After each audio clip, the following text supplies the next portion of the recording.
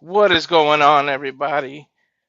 This is the Simply Reliable Studios presents GCW, Boss of All Bosses.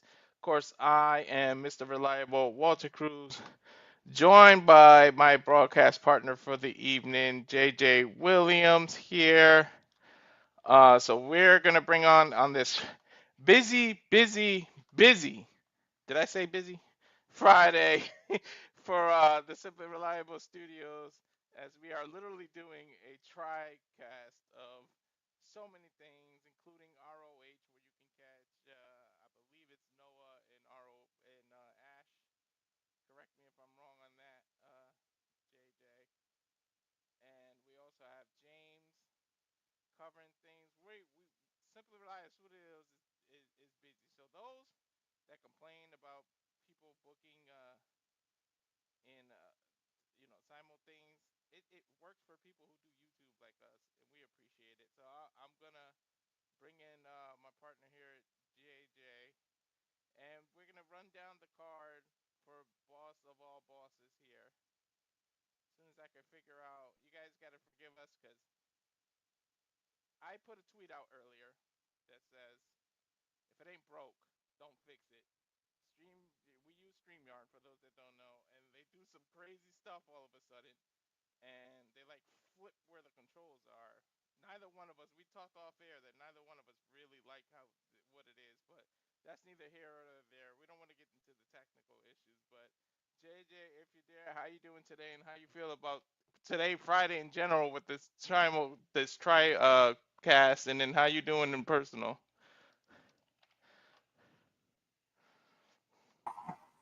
I'm doing good. I'm doing good. Sorry about that. For a split second, I couldn't hear you. So I Uh, had to get my audio adjusted. This headset is starting to mess up on me. I need a new headset.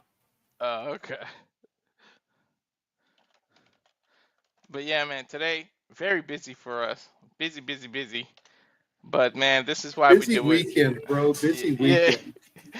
for the love of this. So tell us how you feel about this card here. Bro, if I'm being 100 with you, this is the show I'm most looking forward to this weekend. And that is no disrespect to AEW All In. That is no disrespect to WWE Saturday Night Main Event. That's no disrespect to the women in Evolution. But ever since Joey Janela Spring Break 9 WrestleMania weekend, I have gotten so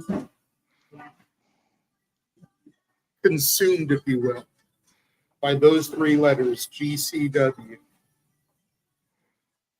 that there's so much going on in this show that I'm looking forward to see how it plays out, how it develops. We've got an I Quit match.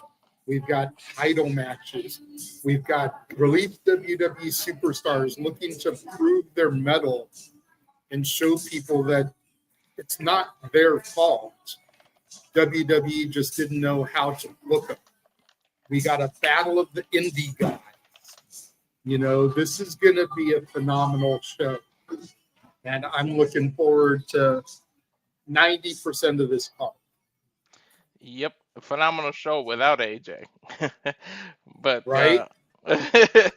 well, you know what? We talked about some of it, so let's go ahead and oops, sorry. Let's go ahead and talk about them. This probably gonna be the main event, although I don't know if I could stomach two ultraviolet matches back to back, but we got the ultraviolet champion, Mr. Journey himself. For those that don't know, he comes out to separate ways from Journey and gets the crowd going, which I love his freaking entrance. I just don't like the thing on his forehead, as James says, the pus ball that he has. But against John Wade Murdoch. So, what's your thoughts of this and Matt and the ultraviolet rules? I don't know if you're into the hardcore as much as GCW presents it, but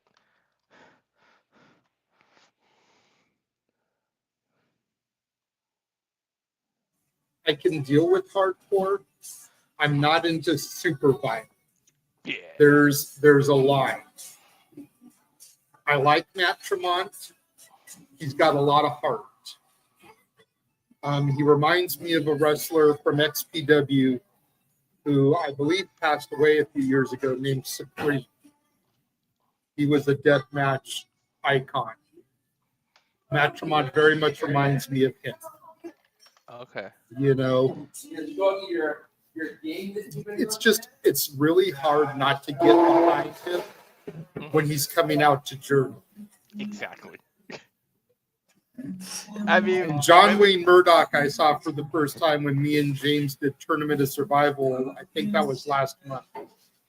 hmm dude, yeah, when Separate Ways comes out and the crowd gets into it, it's like Cody Rhodes and his thing, like when he's coming out, like it's really to that point, and like it, it, the hardcore fans, they just know it, and I just I'll realized go I made you a, one better. uh, Because Cody Rhodes and Kingdom, that's mainstream. hmm It's like Bryan Danielson in the Final Count. hell yeah, of course. It is. Yeah, definitely. And it's an awesome thing to see, like seriously.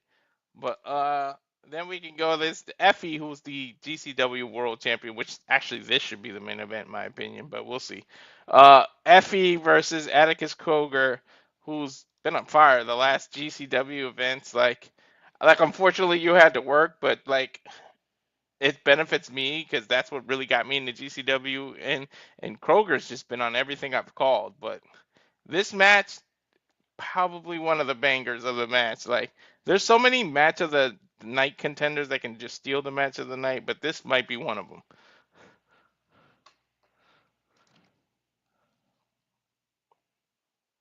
And I'm scared of Kroger. I would want to meet that dude in the dark alley. Yeah, Atticus Cogar is my favorite GCW talent, at least as far as singles wrestlers goes. hmm There's just something about him and the way he tells his stories in the ring that's captivating. Every show he makes sure he releases a video promo on that, hyping it. A little 2-3 minute video, cinematic in the way it's shot. He stays on top of his game. And the fact that he was allowed to participate in the WWE ID tournament when it was first kicking off in Vegas as a GCW representative, with the stipulation that if he won his match, he'd continue in the tournament, which they used to help propel another story we'll talk about here momentarily. So he didn't win that match. But the fact that WWE allowed him in it shows they've got their eyes on Atticus Cogar. hmm I got my eyes on him too. But he is quickly one of those that's getting me into GCW. But here we got the king of the Indies versus the queen of the Indies, I guess. Matt Cardona and Shotzi Blackheart, who been going back and forth this rivalry on Twitter or X, whatever you want to call it, any social media platforms, and they finally get to go head to head, face to face, and go at it. I'm really looking forward to this one because we're gonna see who really is the person of the Indies. I don't know what you call it. I guess king slash queen, but I'm looking forward to this one. Yeah, I'm looking forward to it as well. Matt Cardona has called himself the indie god ever since being released from WWE and starting to make a name on the independent. Shotzi Blackheart was like, you know what? Screw it. I'm going to piggyback on that. She's calling herself the indie god. She's doing Shot Z, True Hollywood Stories, making fun of the Zack Ryder shit. Like, I'm all in for this. Let's go. Yeah, I wonder who truly is gonna be the god or maybe even the demon of the Indies, but that'll be a fun match. Then we got this, who this is my main event. To be honest, I've been following the story. I got hooked, and this like we were talking off screen how this really hooked you, but this like KJ Orso in an I Quit match against Sam Stackhouse, who were best friends and when KJ was Fuego del Sol, then he lost a match where he had to lose his mask.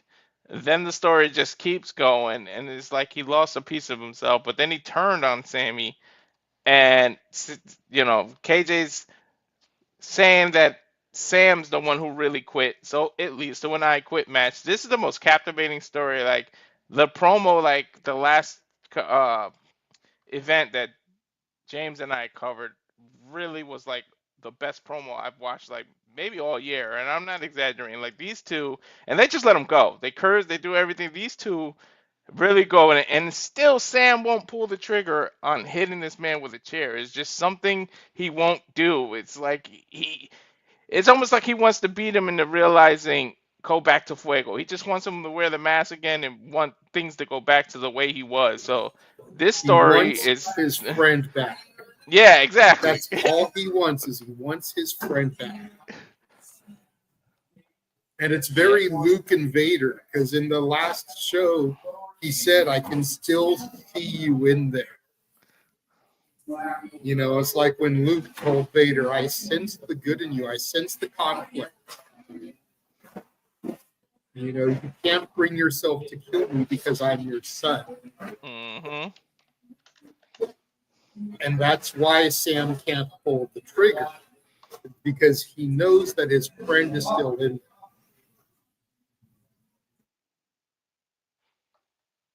there. Yeah, it's just what it's gonna take to pull the good side out of him. He might have to use the force in this match.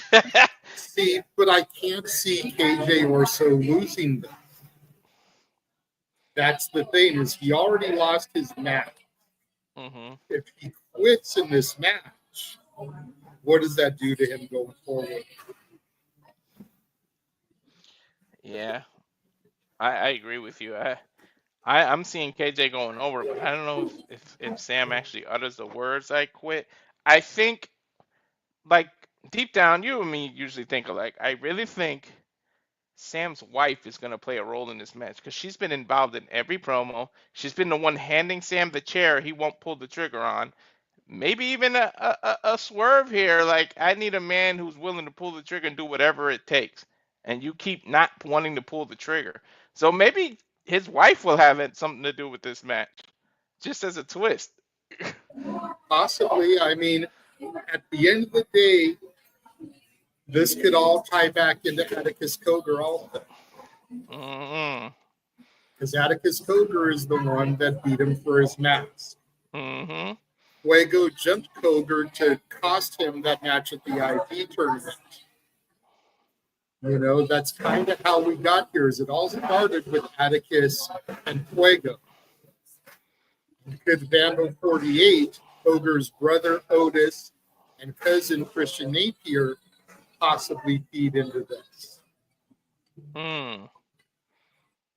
That's a good call. I didn't even think about that. But moving on, you can tell that we're excited about that match. That's the longest we talked about it. But then this one, like, really, dude, Ricky Morton, who I think has wrestled in in every decade, at least 4 decades, to be honest, is the Rock and Roll Express. This dude is still going, and his partner was in the clusterfuck, so they're still going. But it's Vance Warner against one half of the Rock and Roll Express, Ricky Morton. Don't adjust your TV sets. It may not be 1990 or 1988, but yes, Ricky Morton is gonna be on your TV screen, guys. But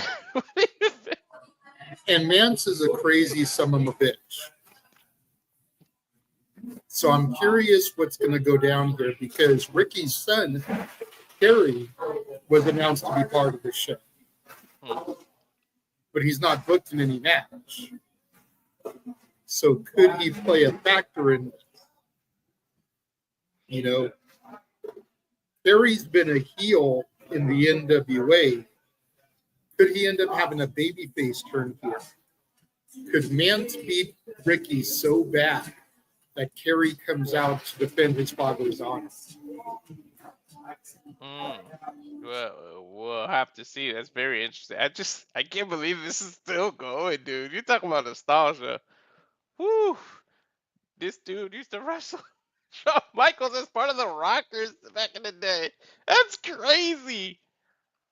I said 4 decades. Shit, it might be 5 decades. No, but I think it's four. Uh, we're gonna have to look that just when you need Stat Boy. But moving on, we're gonna hear from uh or Kerry Morton. There's it. You just mentioned it. There's his son coming up. So yeah, we don't know if we're gonna hear from him or he gets involved in this, but he's gonna have to do something. And maybe you're right that he gets involved in that match. So we'll have to see.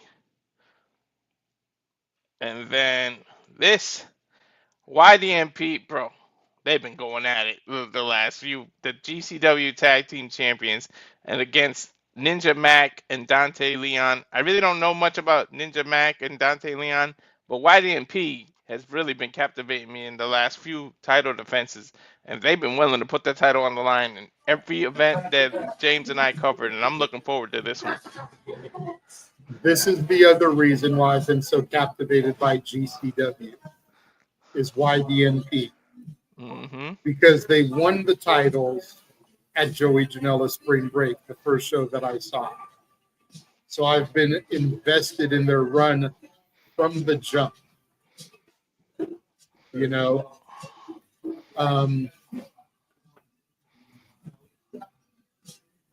what's dude's name? I'm blanking on the guy's name right now. Alec Price. Alec Price went into the match because his tag team partner had been injured, and he was willing to fight the champions on his own. And about halfway through the match, Jordan Oliver came out as a surprise return for that show because, again, it's WrestleMania weekend. WrestleMania week, WrestleMania is all about huge surprises and returns. Jordan Oliver came back from his own injury, teamed up with Alec Price, and they beat the former champs for the titles. So this has kind of been an impromptu thing that was thrown together, but they've been killing it. Mm-hmm. And I'm looking forward to this match. I'm kind of like you. I've seen Ninja Mack, not really familiar with Dante Leon, but I'm looking forward to this match because they're one of the reasons why I follow GCW now. Over on my eBay, I found on eBay a replica of the GCW Tag Team titles. Mm. I want those because of YDNP. Nice. Great. And then, yeah, they're awesome to me. Like they've been captivating, and that's like how tag teams should be booked. I wish other people would learn from that, but I don't want to go off on a rant. So let's go on to Jonathan Gresham and Man Like Dressy, who's impressed the hell out of me. The last event James and I covered, he came out. I had no idea who this man was, and when he started to go, he really impressed me. So this is going to be a good hard hitting. We know what Gresham can do on the mat and how he takes you give him any limb and he can tear it apart. But I can't wait to see what he does against Dressy.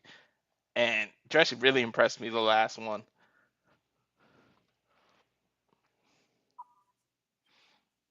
See, physically, I like Duress.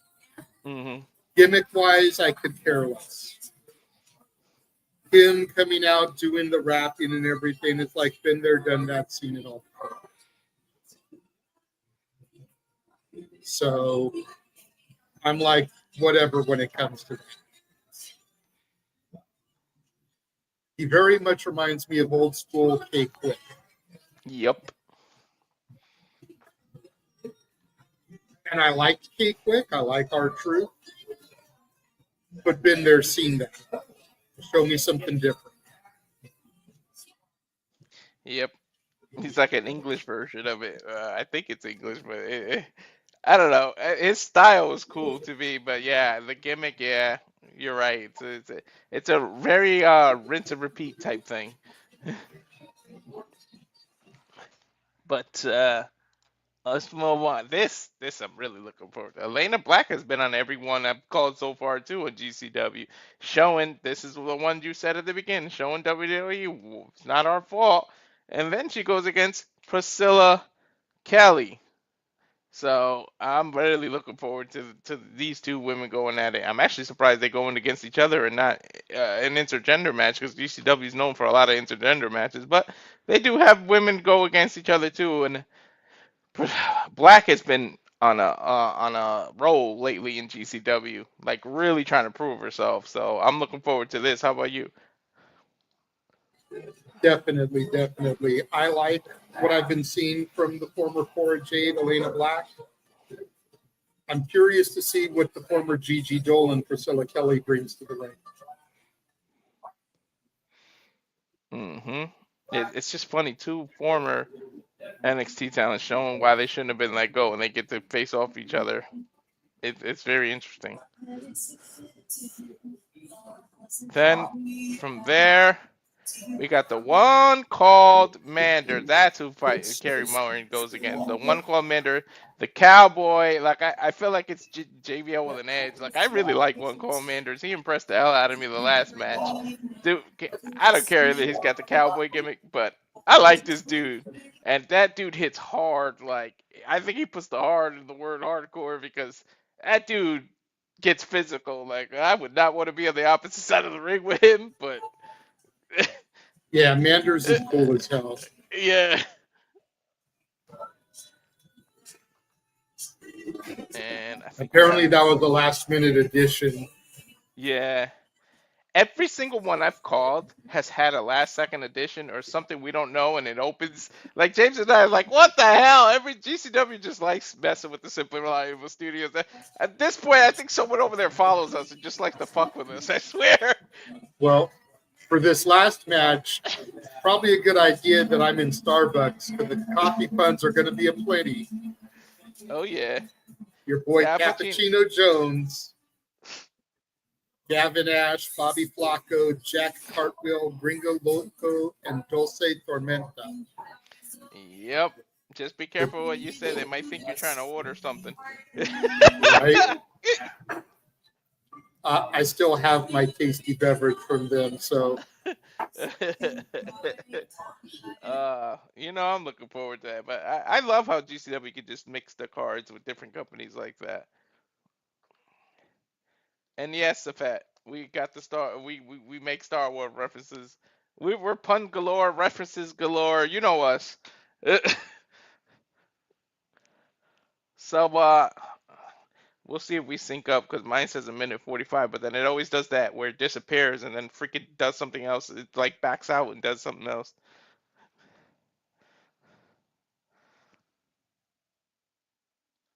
Yes, the fact puns are plenty, especially when Cappuccino's there. Like to the point JJ does it too. Yeah, I love me some Cappuccino Jones, man. yeah. As soon as I saw he was having a match, I was like, "Well, it's a good thing I'm doing this show with Walter." Yeah. So we got a minute and 7 seconds on mine, but that's gonna change as soon as it blinks out. Yeah, I've got like a minute 40 something. Yeah. We'll get it synced once it actually goes live. Yeah, because it's gonna do that stupid thing where it goes to the video and then it unsyncs anyways. But yeah, what a card! Like I can't wait. Like I hope Cappuccino isn't the opening match. I don't want to get all the puns gone right Oh, at the I'm sure it beginning. will be. Yeah. You want to start the show hot and a multi-man high flyers like that. That's what's going to do it. Yeah, that's true.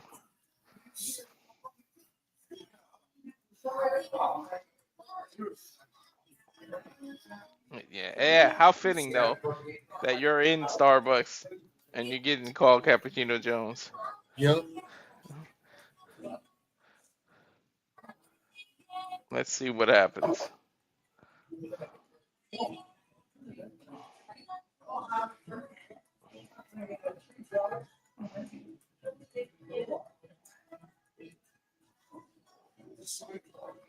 See, as soon as that first countdown ends, then it goes to another one. That's what GCW does.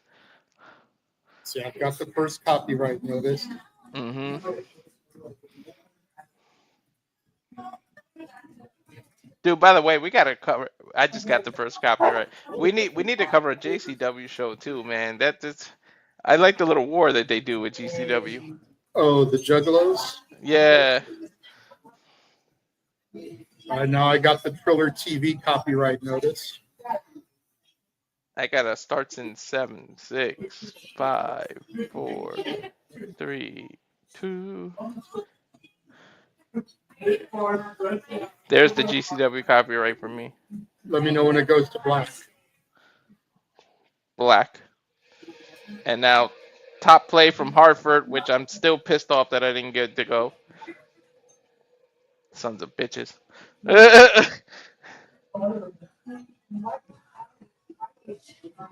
At least they didn't book Cappuccino Jones in Hartford. I would have really been pissed. Right. That would have been punishment.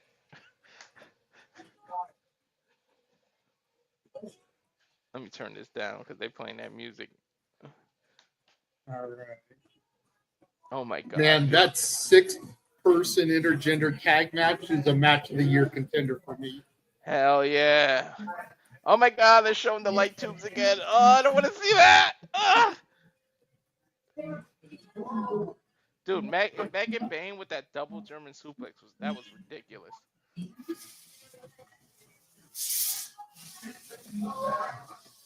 Oh, not the skews, not the skews. I don't want to see that. Bro, as somebody who got hit and used to hit with the light tubes, I hate those spots now. Yeah, I hear you there. At least they do it safe. I don't mean we as in you and me, but we were stupid with those light tubes.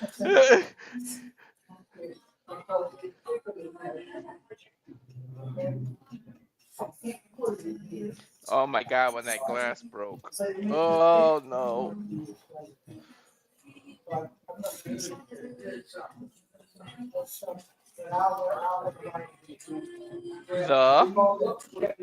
The last Outlaws. Okay, I'm ahead of you still.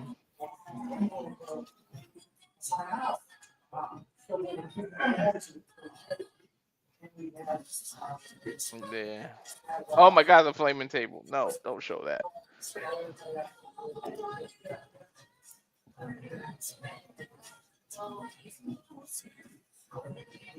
Doom, doom, doom, doom, doom, doom. Long live GCW. You know, I even like the announcer. I don't know. There's something about him.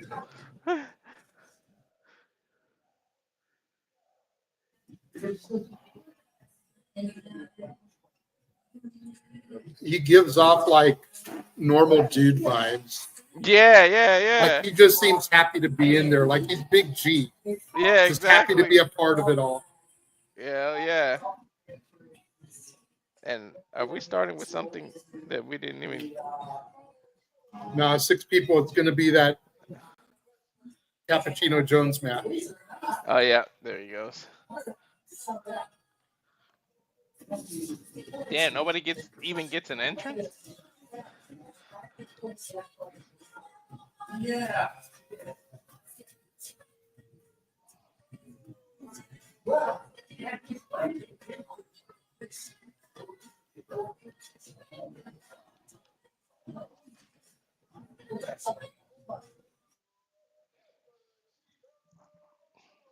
There's Cappuccino Jones, our boy. I love it because we were the first two on the team to get introduced to him. Yep. Because we did that WWID showcase. Yep. In the first episode of Evolve.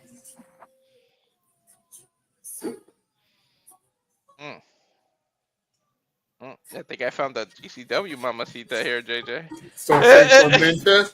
There's Yeah. Jack Cartwheel. You put me on to him.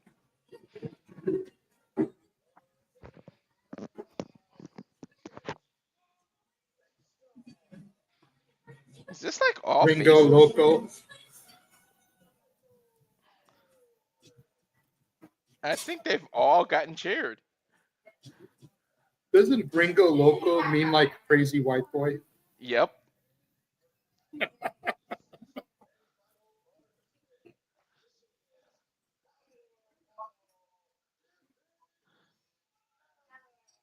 Fireball seems like he's like the 1, 2, 3 kid, like wrestling at 15 or something. That boy got a young voice. Right? Nick Wayne and shit. Mm-hmm. Here we Triple super kicks there Mm-hmm. from Dulce Flacco and Gary Ash. Mm-hmm. And it immediately turn on each other. Of course. Get rid of the established stars and then you can show up and show out. Hell yeah. Nice corkscrew takedown press there. Dulce goes in for the clothesline, gets stuck. Nice arm drag there. Drop toe hold, sends Dulce into the ropes. Kick to the back of the head. The I little suck believe it that's action. Bobby Flacco. I'm not sure there. Yeah, it is. Flacco Okay, comes back in the ring. There's Cappuccino Jones with a right. Oof. Gringo Loco sneaked in behind Cappuccino. Kick to the midsection. Irish whip reverse. And Flacco means skinny, so he's like skinny, whatever his name is. Cappuccino went for a boot, but Gringo Loco put his hand up and does a little Val Venus action there. What's that? I think he's stirring the pot there. God damn it. Here we go. I think you know how we fuck with Noah with the fuck television counter. We need a pun counter now. Nice head scissor takedown there from Jack Cartwheel to Gringo Loco. Nice Frankenstein.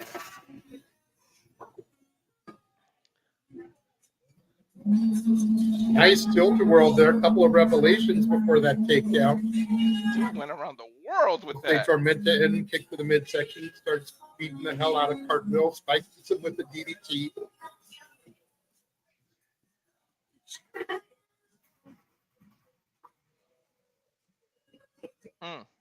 Nice super kick to the gut. Beautiful camera angle, by the way.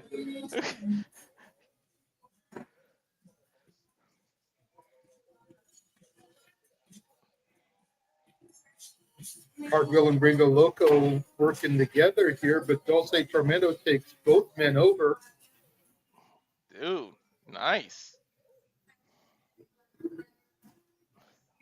She's holding Dulce her own. springboards off the ropes, takes Cartwheel over with the head scissors of her own there. That's the clothesline from Gringo Loco. Wheelbarrow, arm drag there. Great offense there by Dulce Tormenta. Now smacking her hips and thighs, which I'm sure Walter would like to do. Yep, I wouldn't mind. Cappuccino with a nice elbow right to the head. Super kick into a snapdragon there from Cappuccino and Cartwheel. Right hand into a Death Valley driver as well. Don't forget these two are a tag team, so using that to their advantage here. Yeah, too bad it's every man for themselves today. Nice drop kick from Cappuccino, and then a running shooting star from Cartwheel on the Gringo Loco. There's a double shot there, huh?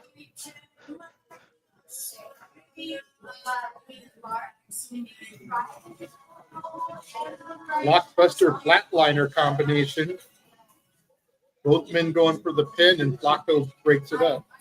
I was wondering what happens when somebody goes for a kin, but they still work together.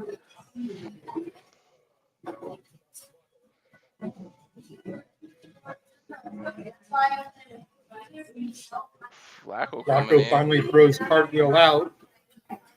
And here comes Gary Ash. Trying to slither in there. Dude, I felt that chop. That was to the gut, I think. Holy shit.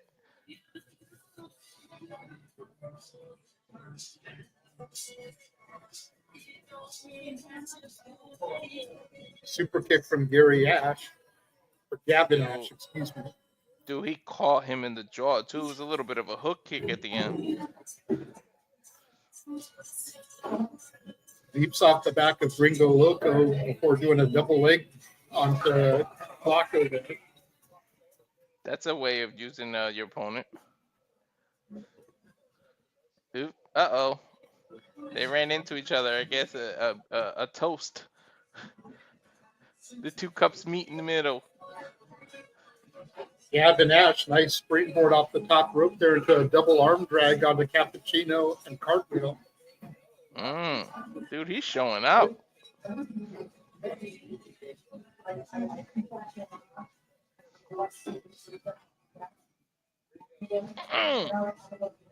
Great offense there from Gringo Loco.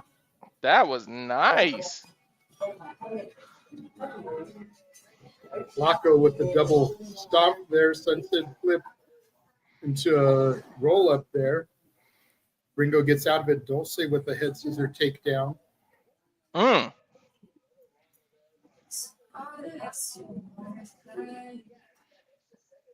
Gee, super counter on this one.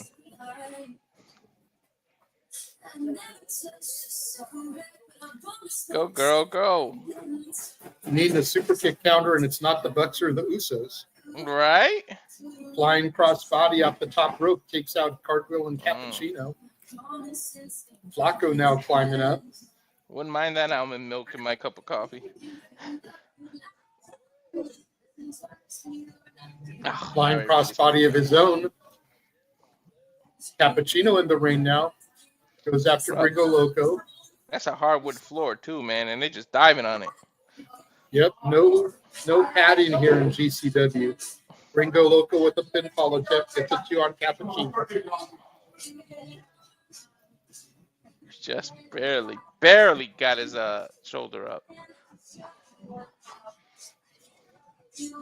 Gringo dragging Cappuccino to the corner.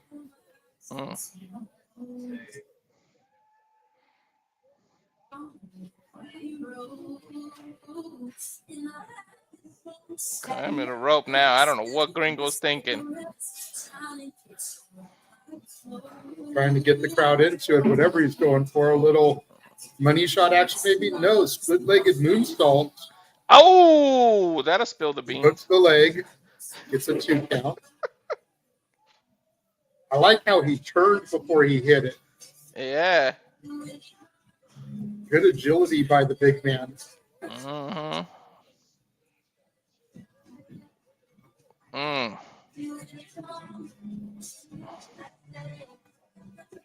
Right in the nose, too, dude. He kind of hit him with his knee right in the nose. Jack Cartwheel showing why he's got the name. And Cartwheel offense. Nice backflip over the top. Takes out Flacco and Gringo. Right into the audience, too. There's no barrier separating the audience. Wrestlers just go right in your lap. Mm-hmm.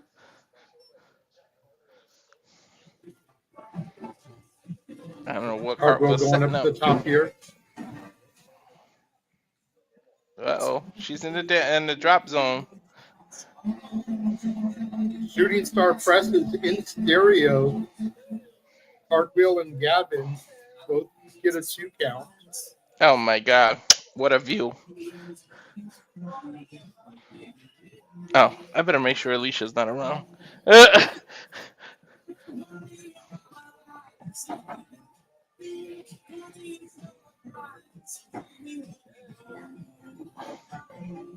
Dude, that's his signature, huh? That turning moonsault? Cappuccino with the grinder. Flacco here looks like he may be going for a vertebreaker of some sort. Uh-oh. Like a vertebreaker destroyer. That's nice. Ooh. It's the other thing. You can't turn your back for a second on a multiple man match. Person, I should say. I don't know who'd want to turn their back on Dulce Tormenta anyway, but that's a whole other story. I wouldn't mind her turning her back on me though. Blue Thunder Bomb. No, that's not going to do it. No, I'm not even gonna count. Sorry, Noah.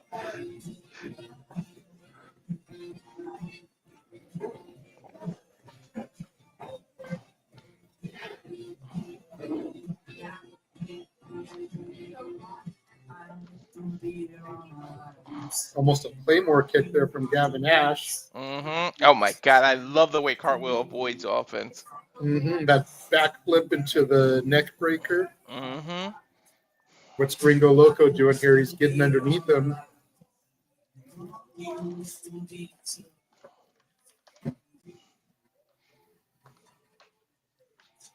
Turns him into a power bomb. Gets the 3 count. Gringo Loco with the win here. I didn't expect that, to be honest. That sucks. Guess you can pour that cup out, huh? Yep. Look at this again. Cartwheel turns around, and then Gringo turns and drops him into a power bomb. Nice.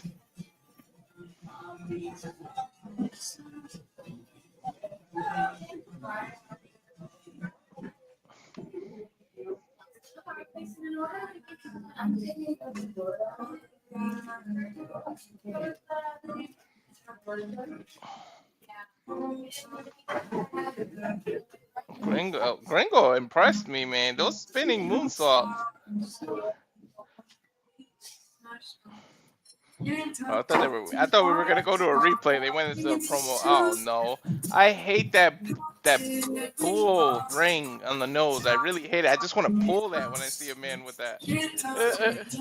See, but this is what I'm talking about. This is one of Atticus's cinematic promos to kind of hype things up. Started out as a deleted scene from his documentary that just came out and ended up turning into a promo. He's always so good at it, man. Atticus is very, very, very captivating.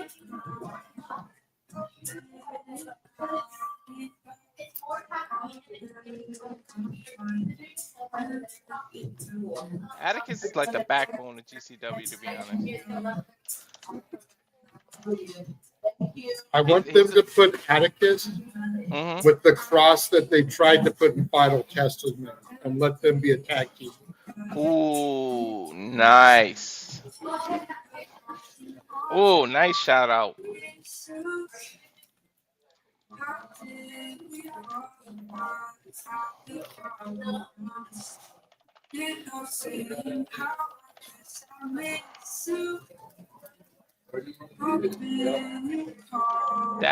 That would be a good one if they ever bring him up. Cross can get a hold of him. That would be good because they're pretty much the same person, or not person, but character. Or their goals align.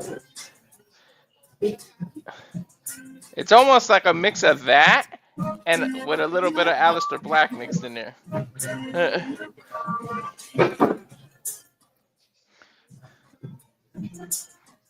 The only thing I don't like about GCW is they go into these promos and then the next match isn't what we just watched the promo about. Sometimes, not all the time. Like, I feel like Atticus isn't going to be the next match, but they went into this.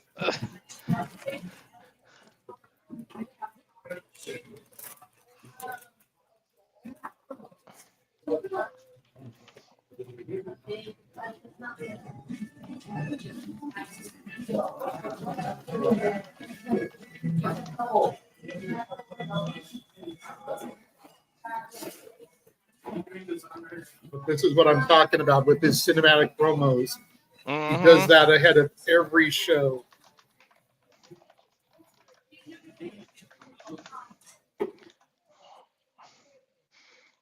He definitely has those.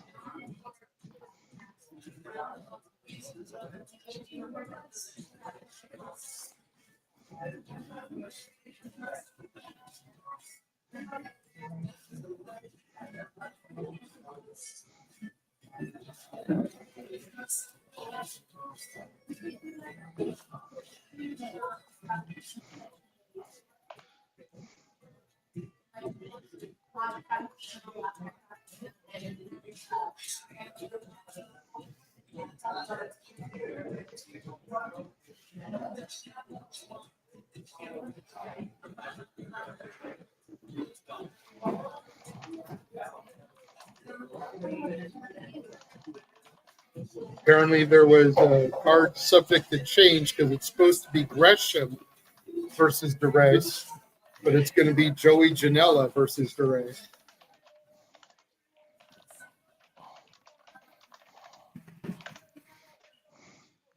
Here And we is go. that -1?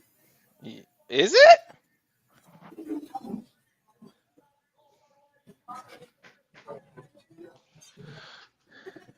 Hang on a I second. think that's -1 with him. It might be. I think my brother's knocking on the door. Hold on.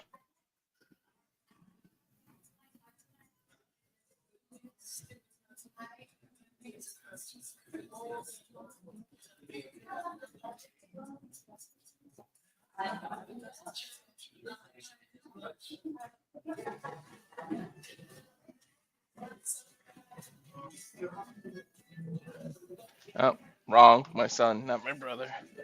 Let's not forget, -1 actually owns a victory over Joey Janela from the Clusterfuck Battle Royal. That's right. Which was the best shit ever. And -1 actually came out with the Dark Order on Ring of Honor Supercard of Honor earlier this evening. So he got from there to here to do his. Boy, got 2 pay-per-views in one day.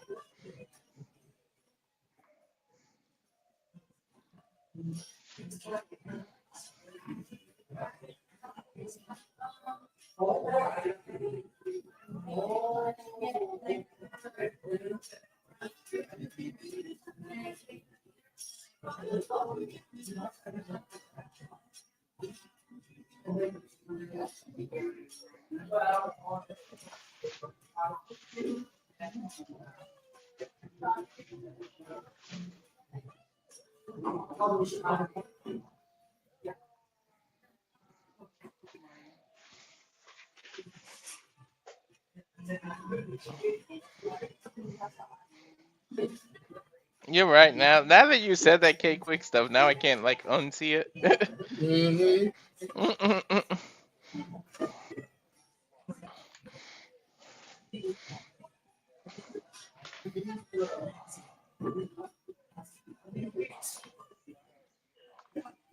Bell sounds for this contest.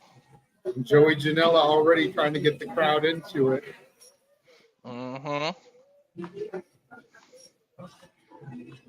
Dude, I like me some Joey Janela, man.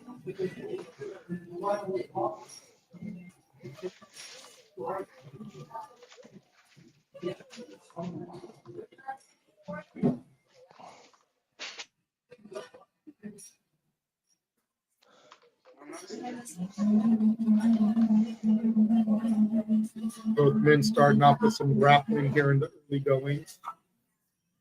Shoulder tackle from DeRace. And another one to Janela. Janela off the ropes now, dropped down by DeRace. Leapfrog over Janela. Nice drop kick. Janela goes down to a knee.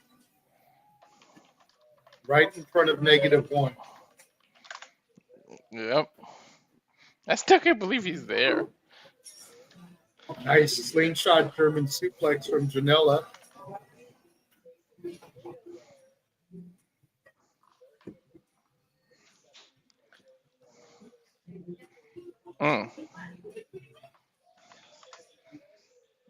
Dude, I gotta go to GCW show. When even your referee's pretty, that's saying something. Telling you, man, when they come in September, you need to come down and meet me. Me, you, and my buddy from work will all go. Hell yeah. Ooh, neck crank by Joey That way we Janela. get to meet each other in person before we go to Vegas. Yeah. Because we will be getting you there, bro. Don't even trip. Hell yeah.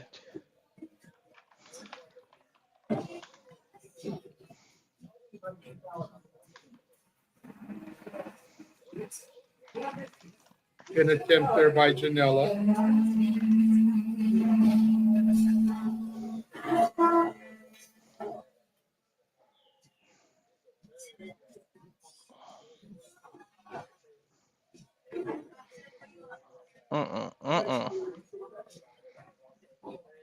Try. Oh, well, blocking the suplex.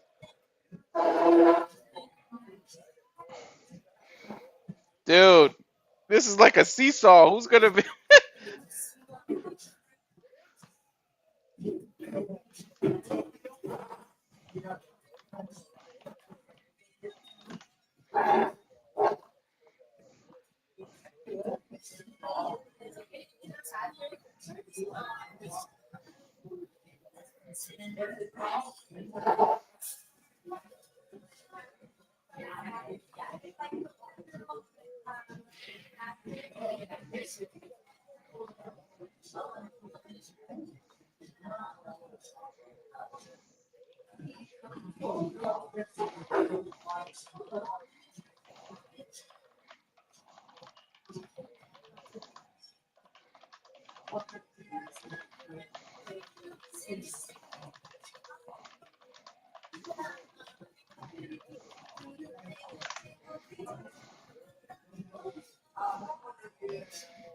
Oof.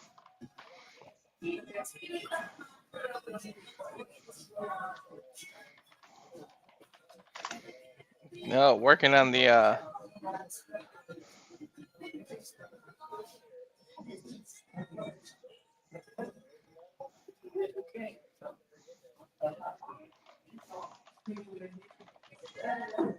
All right, sorry, I was quiet there. I was posting something on Noah's watch along so that he could see it because, like I said, -1 was on that show earlier yeah. for part of the 0 hour with the Dark Order, and now he's here, so I know Noah's going to get a kick out of that. Hell yeah. DeRace throws Joey back into the ring. What we got here? Okay, -1, Irish whip DeRace, who jumped over into the crowd to do like a cannonball on Janela. Pin attempt by DeRace, gets 2, Janela kicks out. Again, I apologize to the fans, but I wanted to post that on Noah's watch along. Mm-hmm.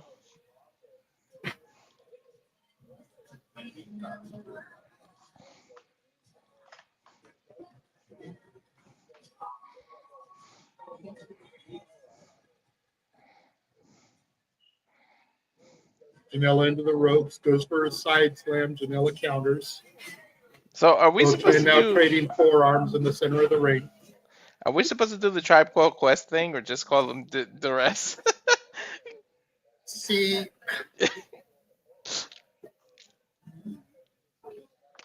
I just call them direct. Okay. It's not a pip name slip back. No, that you got to do that for the one called Manders. Though. Janela's strong arm brainbuster there. Looked like he was struggling a little bit to get the rest up.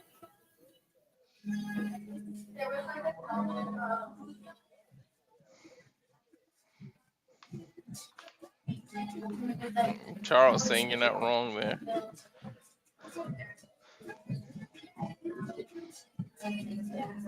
Janela on the top here. Turns his attention to -1. It's enough to get Duress up and let him get the distraction. 101 in wrestling. Do not let yourself get distracted. But again, -1 already owns the victory over Janela. And that's got to be on the back of his head too, man. Mm-hmm. The rest sets him up. Death Valley driver of sorts off the middle rope, hooks the leg of Janela, gets one, gets two, Janela kicks out.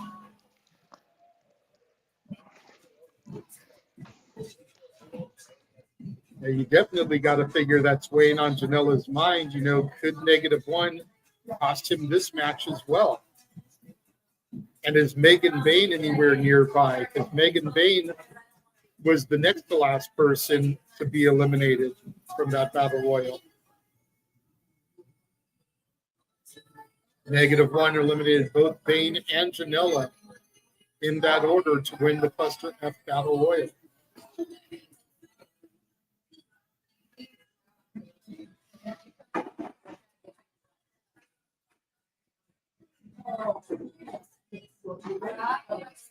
And -1's been putting in his work, though. He trains religiously with the Hard Dungeon with Tyson Kidd and Natalia, showing up all the time to classes there. Roaring elbow there from Janela, sets him up, sit out power bomb, gets one, gets two. Duress kicks out this time. And Duress has lost his do-rag. The do-rag of power.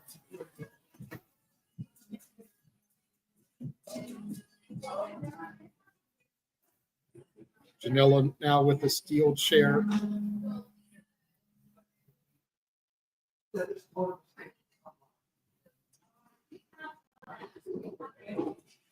And -1 in takes the chair from Janela.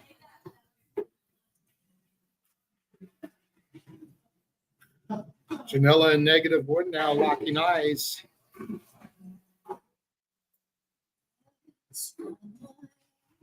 Nice tilt-a-whirl DDT there from -1 to Joey Janela. This crowd is going nuts for it. Nice roaring clothesline, dropping Janela. And what's -1 going for here? Looks like he's dragging Duress over for the pinfall here. Ref counts 1, 2. Janela kicks out.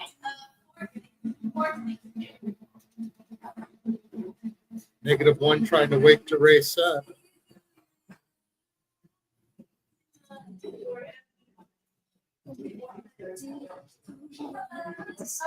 Look again at that spinning clothesline, turning Janela inside out. Duress climbing up to the top here now.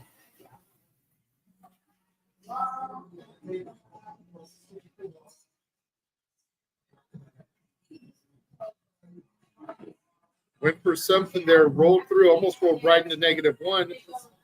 Janela splashed to -1. Duress moved out of the way here. And Joey Janela has just knocked out -1.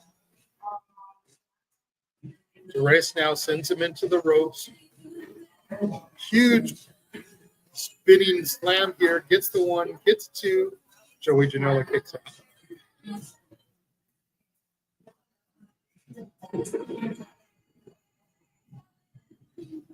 And Duress now climbing, crawling over to -1. Checking on him.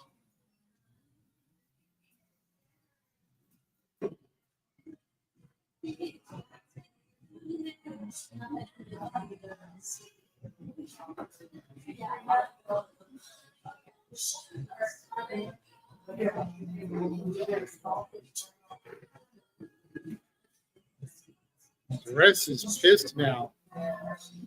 Janela, Death Valley driver, says that's it. 1, 2. Duress kicks out. Duress not going down.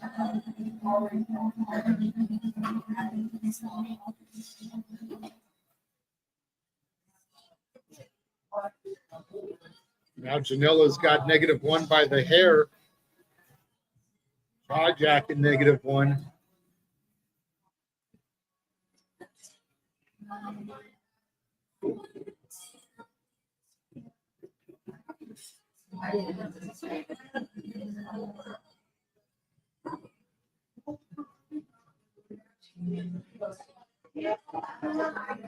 Cutter from Duress. Getting -1 back up. Janela getting back to his feet. Went for the super kick on Janela, but Janela countered, got to race instead. Now a super kick from -1 to Janela. Janela lands on DeRace. DeRace rolls him up. 2 count. Package pile driver from Janela. Look at the leg. There's 1, 2, 3. Janela pins DeRace.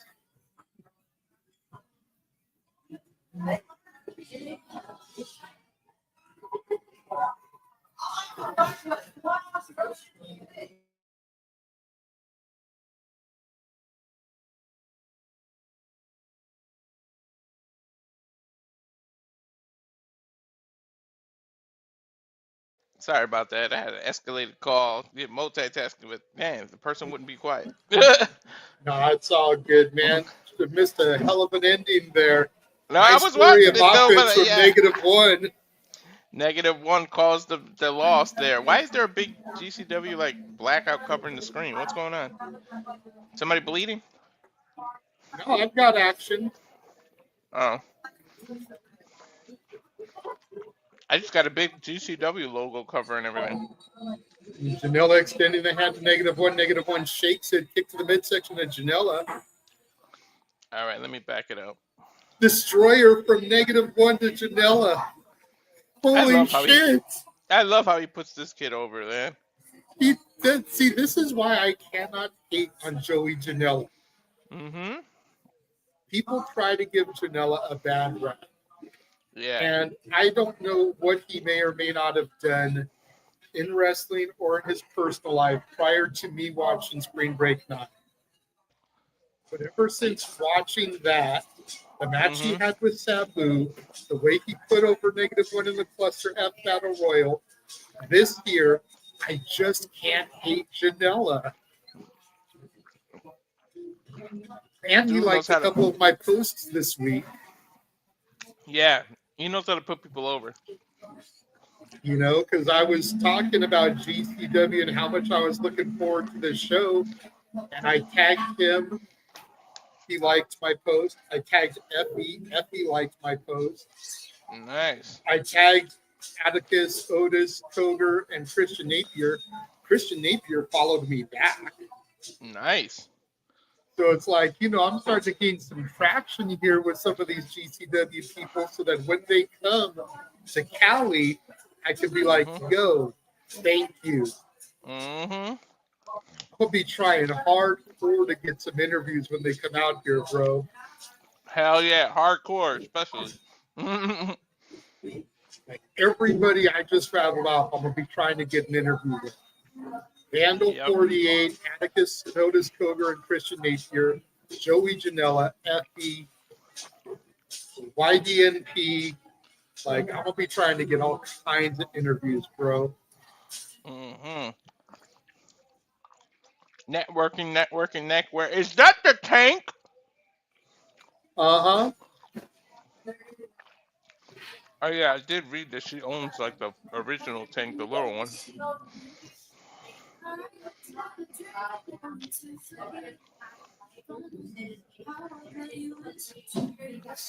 Please don't get me all hype. I love the back and forth that Cardona and Shotzi have going, bro. It's so hilarious. Because you know they're besties in real life. Oh yeah. The thing is, don't get me hyped and then this isn't the next match, because they tend to do that. This is low enough on the card that it might be next.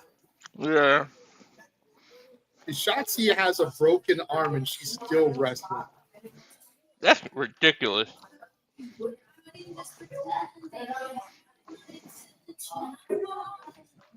Some people get a broken fingernail and they don't want to wrestle. Right? An ingrown toenail.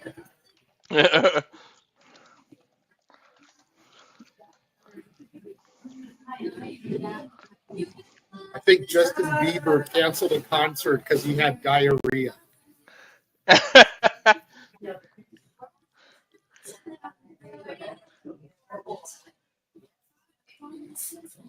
Wow. You should have gave the concert a shit on yourself, made it funnier.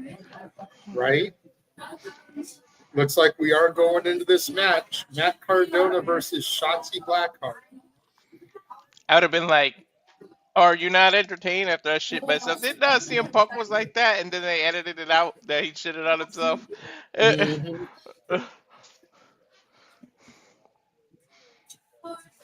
All right, let's see who's truly the god of the Indies.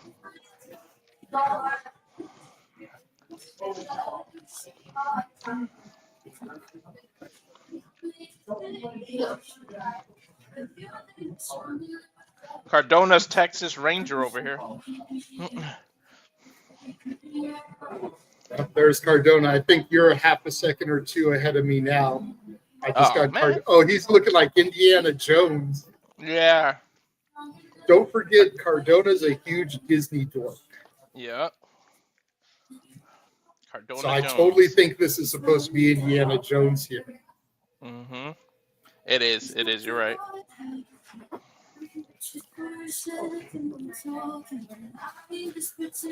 Does his shirt say "I broke Shotzi's arm"?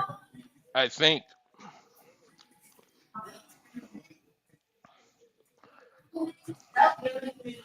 Dude, these in that fans. Yep, because his jacket says Indie God, so like Indiana Jones, Indie God. Mm-hmm. Yeah.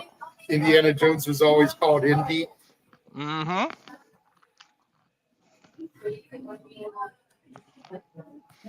I haven't seen that movie in so long. There's a new one coming out, I think. I heard.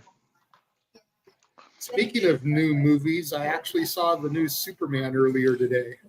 I want to see it. Yeah. I'll say it like this. It was worth the money. Okay, It wasn't cool. bad. Mm-hmm. It wasn't the best.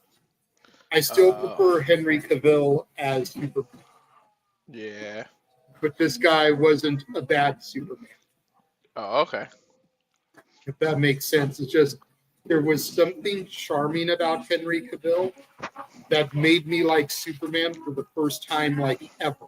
Because I was never a Superman guy. Especially when you hear that his nephew told his school that my uncle's Superman, and everybody made fun of him. Didn't know he showed up at the school in full Superman costume. When you hear stuff like that, it makes you love it.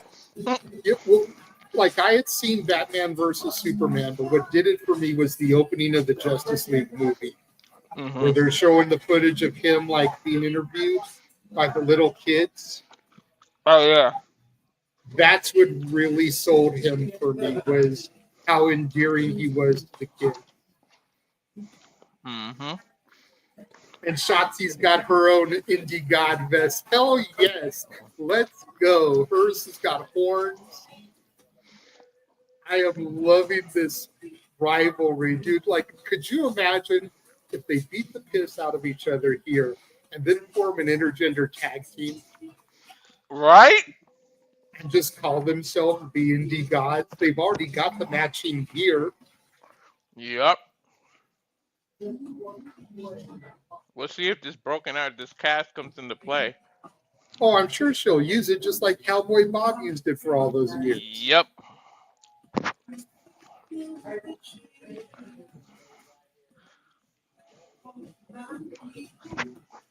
And Cardona's shirt is a throwback to the old Wahoo McDaniels one. The shirt that said, like, I broke Wahoo's leg. Mm-hmm.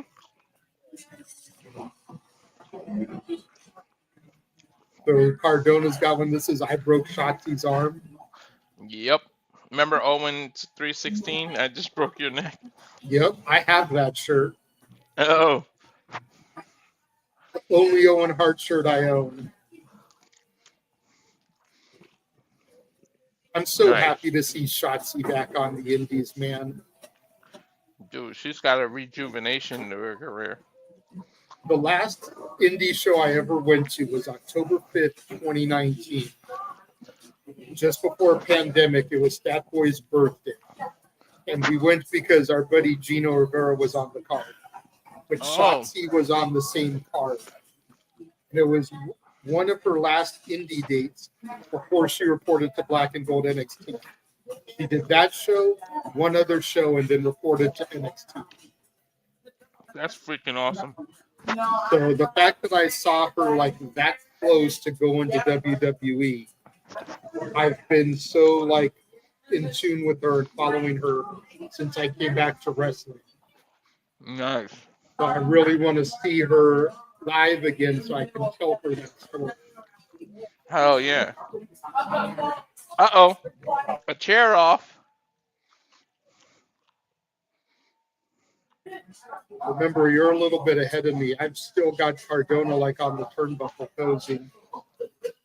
Yeah, that's what I mean by chair off. Oh, They yeah. each doing Okay, it. cheer off. I thought you said Yeah. chair, Oh, no, cheer like a off. Like steel a, chair. yeah, no. They're trying to get chair. More like a boo off, I guess. Cardona throws down Shotzi's hat. Uh-huh. I'm the indie god, me.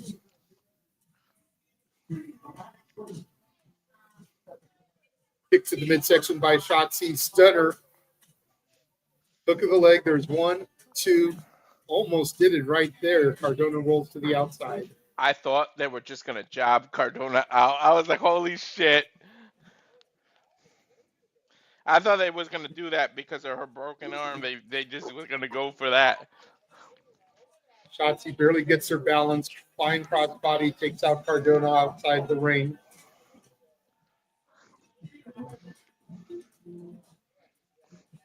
Throat thrust there from Cardona. A face smash into the ring apron there. Hardest part of the ring. Cardona grabs one of the garage beers, which is sponsoring this match. He's gonna pour it on her, isn't he? Tries to spin it on her, but she moves into spinning it on a pan. Dude, I would be so honored if they did that. I'm that Take kind of 2 fan. again on a pan. Mm-hmm. Kick to the midsection and smashes the beer over Cardona's head. You know, they probably asked those fans in advance, like, hey, is it okay if Cardona sprays beer in your face? Right. Shotzi rips the shirt and just chops him in the chest there, while Cardona is sitting on a fan's lap. Another chop to the chest. I love how his tights say Indie God in the Indiana Jones font, too. Yup.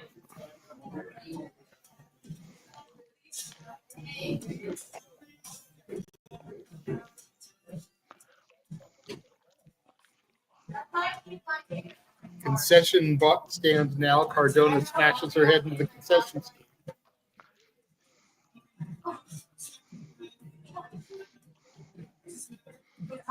Shotzi up on the bar here.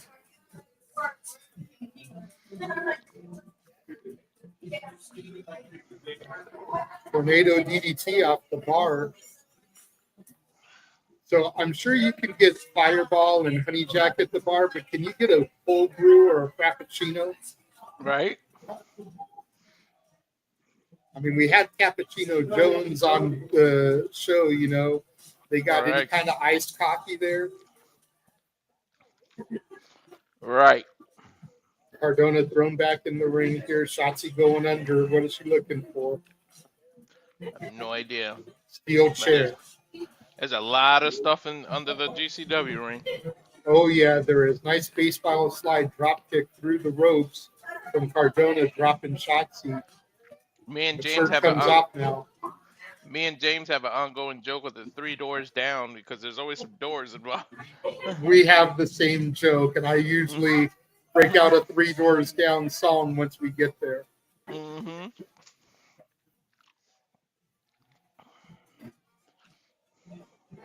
Cardona posing now here on the outside, throws Shotzi back in the ring. Now Cardona's got the chair.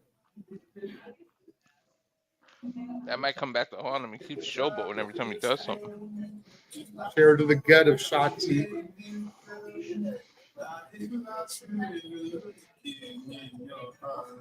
And he cracks her over the back with it. Now Cardona just taking a seat here. Legs crossed, posing. It was funny, but it was really bad. I'm telling you, man, this arrogance of Cardona is going to end up biting him in the ass. Hell yeah. I guess he's the god sitting on his throne now, right? There you go. I mean, he is an indie god. Mm-hmm. Shotzi back up to her feet now, unloading some rights to the face of Cardona. Has him back in the corner. Irish whip reverse from Cardona. Shotzi in the corner now. He just crumbles like a sack of potatoes to the mat. Referee over to check on him.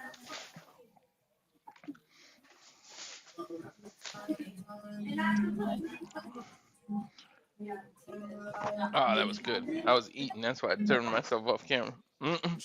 Cardona went to crack her with the chair, but it bounced off the top rope, cracked him in the head. Both competitors down now. Rebound. Referee checking on both of them. I guess the ropes don't care whether you're a god or not. Hell no, they don't.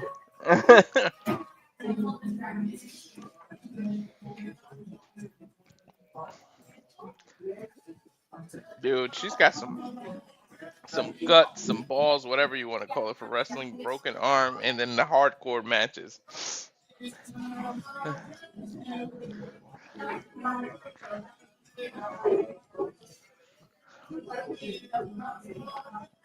Nice head kick. Shotzi's got the chair now. Uh-oh. Looking to give Cardona a receipt here. Cardona begging her not to use it. Chair to the gut. And then to the back. Ow! Now Shotzi unfolding it, setting it up. The hell is she going for? Off the ropes, off the chair. Poetry in motion almost onto the back of Cardona. Hooks the leg. There's 1, 2. Cardona kicks out of 3. That was poetry in motion without a partner. There you go, Shotzi. Okay, I see you. Unlike the never seen 17 who we can't see. Mm-hmm. Shotzi now climbing up to the top rope here. Cardona's got the chair, throws it Sabu style. Hits her in the head. She drops to the mat. Dude, that almost went perfectly on her neck like a necklace. Mm-hmm. Nah, he's doing the RVD chant to his butt, to the trunks.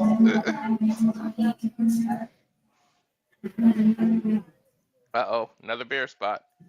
Yep, cracking open another garage beer.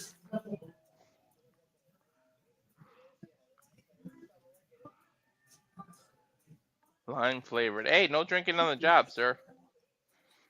They're in a bar, bro. Yeah. They're literally in Gilly's bar in Texas.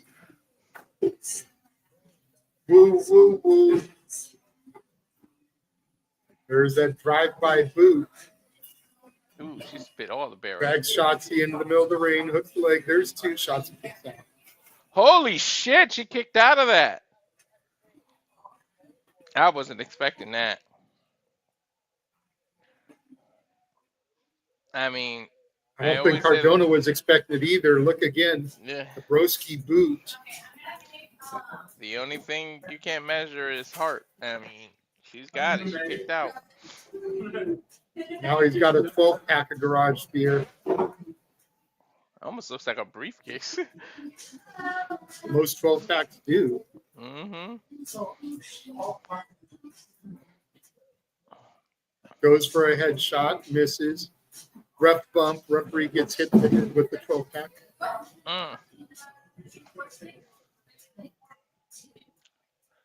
Oh my God, Shotzi used the wife's move. What a low blow there. Shotzi used Cardona's wife's finisher.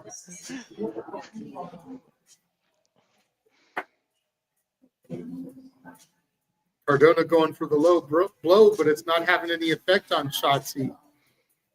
Hey. She's the ballsy badass. She's probably got a cup.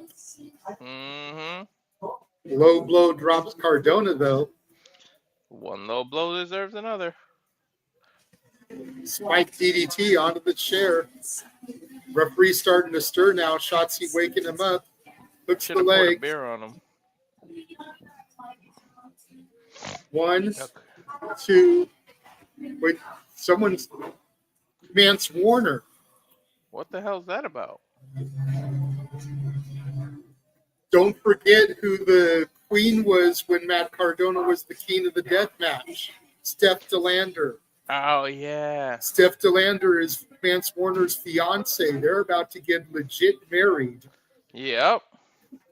So Mance Warner in here to help. Now Mance Warner cracking a beer, giving a Bear thumbs up as he spot. chugs some garage beer. Shotzi ducks, though. Mance Warner catches Cardona with the beer to the face. Schoolboy, 2, 3. Shotzi gets Cardona. Yeah! What's a god to a non-believer? She beat you, but God.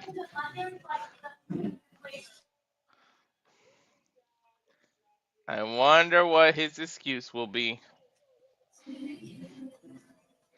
You know they're going to build this up to something here.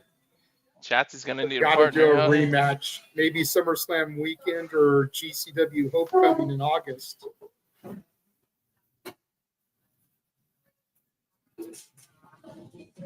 Mance and Cardona versus Shotzi and somebody. Oh, now they're looking to do her other arm. Look. It's Ricky Ooh. Morton. Oh my God! Don't forget, Ricky's going to be fighting Mance. Yeah, they knew he'd take so long to get to the ring that they said, "Hey, do this spot here, so you're already there." Ricky Morton come to Shotzi's aid. Shotzi with the cast to the head of Cardona. And Ricky Morton going to raise Shotzi's arm here.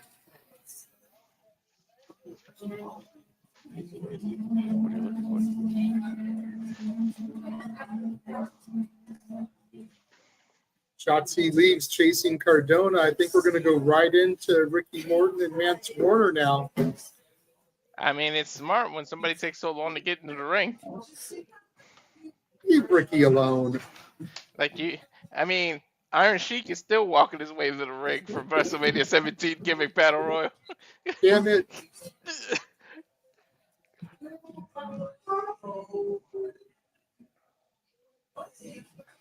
Shut up, kid. This is what I love about indie wrestling, like how interactive it is with the crowd. Mm-hmm.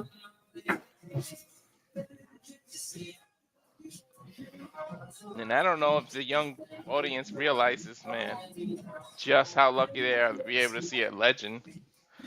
Oh, I'm sure they do. There's the people in a GCW crowd may be a little bit younger than you and I, but not by much. Yeah. They're people that have done their homework. You don't have people that are like C Nation fans. Yeah. Is that Kerry Morton coming behind? It is. There's Kerry. It is. Kerry in the ring with his dad now, but he doesn't see that his son is in there. Kerry Morton spins his dad around, goes for the clothesline, and now Ricky giving his son a little bit of punishment. Mance Warner in now. Mance Warner and Ricky Morton finally starting their match. Kerry Morton in there. Looks like he's an associate of Mance Warner. Mm-hmm. Are they going to turn this into an impromptu tag? There's Manders. The one called Manders. Dude, GCW is the epitome of card subject to change, I swear to God.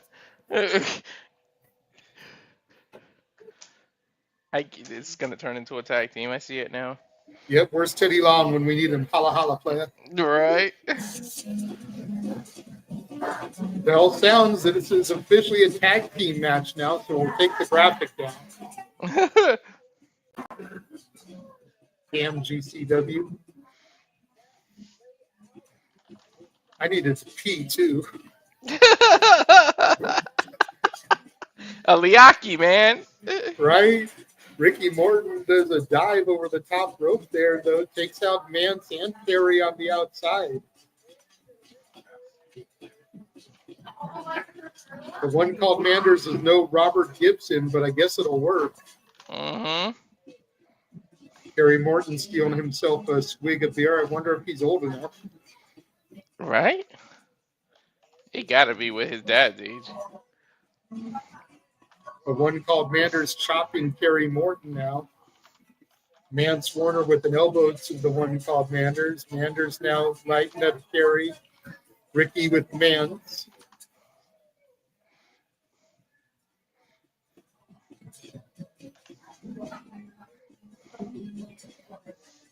Split screen here as we've got the one called Manders now with Mance Warner while Ricky Morton is dealing with his son. I'll go back to one screen. I love when they do that. That's the one I like, a split screen one, because they're like on two sides of the arena. That's what I like. Kerry Morton now raking the back of the one called Manders. Manders dishing out some brutality on Kerry, goes right back to Mance Warner. That's the good split screen, not the you want me to go get a bag of Doritos split screen. Right.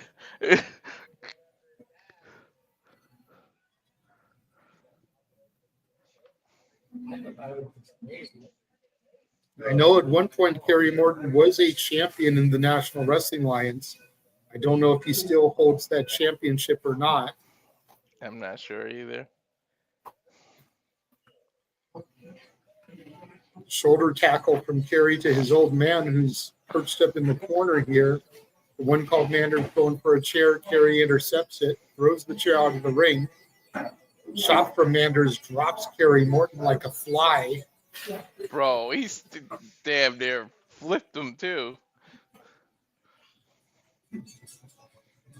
One called Manders setting up the chair now. Calling for a clothesline, I believe. Oh my god, look at his face. He looks scared to turn around.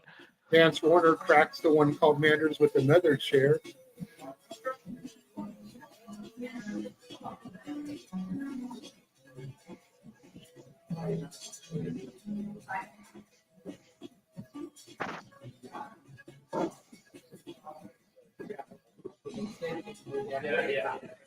Wait, what?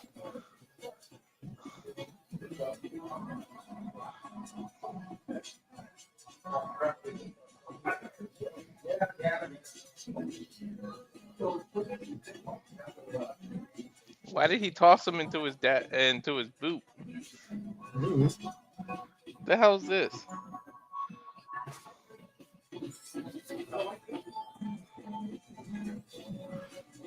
What the hell? Dude, I don't get this. Like, why isn't every tag match tornado tag? There's no rules. Why would I wait on the apron for a tag? I don't know. Mance Warner gets the tag into Kerry Morton, though. Double axe handle to the back of the one called Manders. Manders looks like he's in a bad way, really trying to get a tag to Ricky Morton. Kerry's stomping him in the midsection, stomping a mud hole in him and about to walk it dry. I had it backwards. I put like the Mortons were together. Ricky Morton coming in.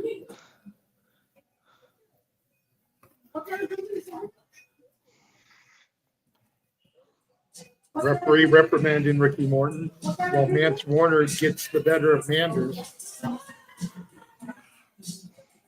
Mance gets back to his corner before the ref can see it. Not that it even matters if you saw it. You can't do anything.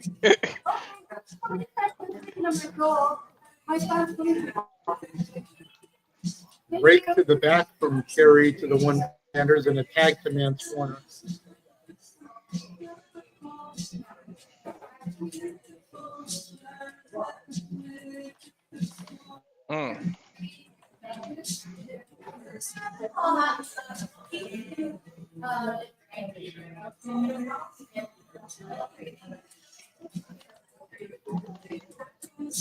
Elbow smash from Mance Warner rocks the one called Manders. And some shoulder thrusts in the corner here. Ricky Morton coming in again, trying to help his partner. The referee chastising him. There was no legal tag.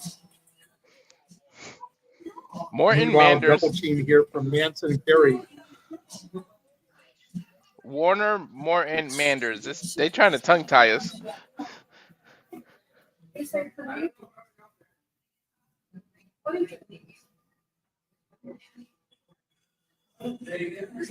Almost a Rough Rider there from the one called Manders, taking down Kerry Morton. Kerry Morton nowhere near his corner. This could be the opportunity that the one called Manders needs. Mm-hmm. Take a look at the replay here. Mm-hmm.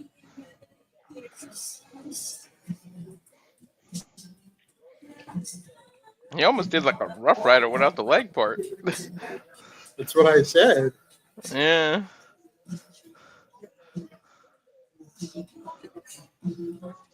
Well, fitting after what we just saw. Ricky Morton trying to come in again. No tag. But we do get a tag from Mance and Kerry. Go figure, the heels are doing the right thing with the legal tags, and Ricky Morton keeps getting in trouble for it. Dude's got 40 years of tag team experience and doesn't know the rules. Right? One called Manders just dropped the opposition with clothesline, and finally Ricky Morton gets a legal tag. Down goes Kerry. Mance gets rocked. Down goes Kerry again. And now Ricky Morton shucking and jiving on Mance Warner here. He's so old, I have to call it a lukewarm tag instead of a hot tag. Rope thrust from Kerry to his old man. Emphasis on the old part. Right? Manders bringing a door in. This is the first of the doors tonight. I believe Manders was on the House of Glory show that James and Ryan are calling also. Oh, really? Oh. I believe it was him and his partner Shire, the Cowboy Way, getting a tag title shot against the main event for the House of Glory tag titles. This ain't Pixar, but we're getting a little Woody.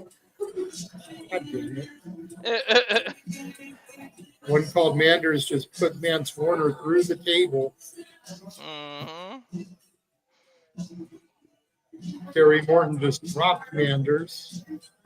Flips off the crowd.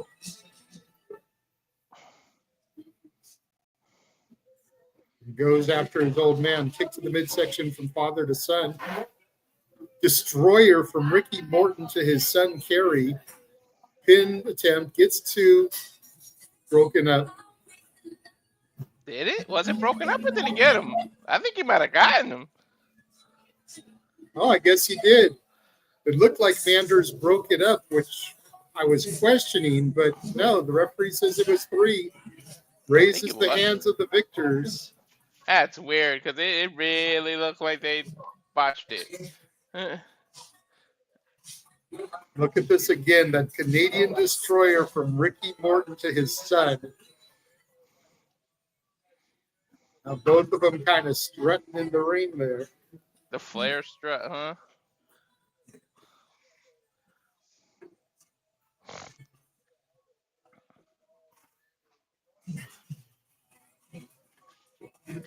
I'm just hoping they go to a promo so poor JJ can get the P, man. Right? You need to take a Liaki. No, damn. What was the new joke because of the tag match? The tag team from AEW, we wasn't calling it Liaki anymore because of it. Hey, who's that? Wait a minute, who's this?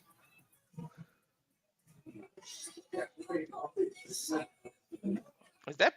No, that's not Bear. I see a bear trap. I thought it was Bear, but no, Bear is huge. Beastman, maybe? Mm-hmm. I have my audio down so I don't get pinged for it. Yeah, so. that's how I got it too, so I can't hear what it is. Mad Dog. Oh, okay. His tights say MD, so Mad Dog something.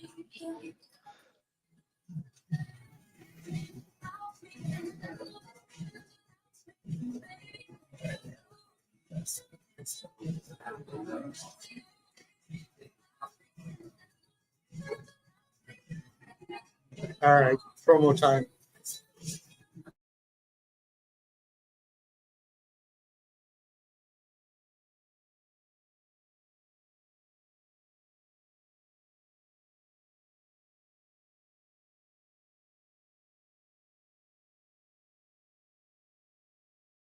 And now for a taste of things to come.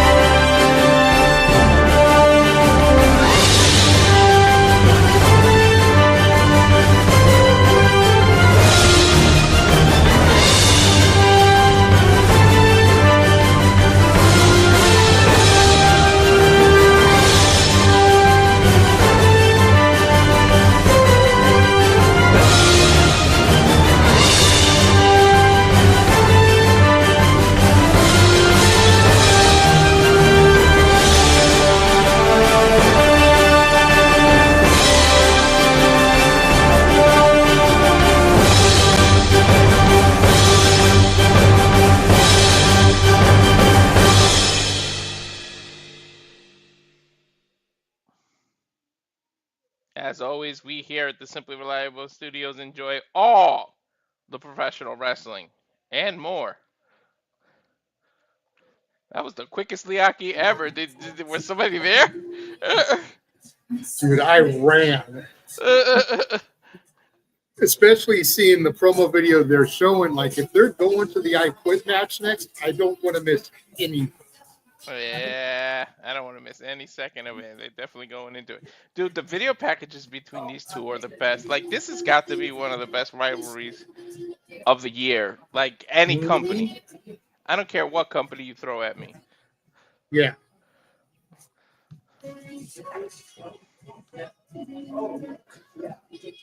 And I said this to James. I hope you get the reference. Do you know who KJ Orso kind of looks like to me? Who? Danny Wood from New Kids on the Block. Yep. Yup.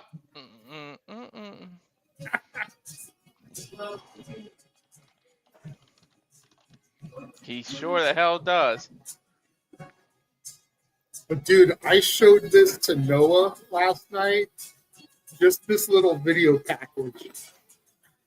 He was captivated. And he hasn't been invested in the story like I have.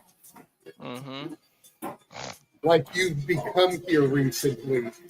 Mm-hmm. But remember, I did the match where Fuego lost the mask. Like, that's the very first footage you see in this trailer. Mm-hmm. So I've been invested in this from the beginning.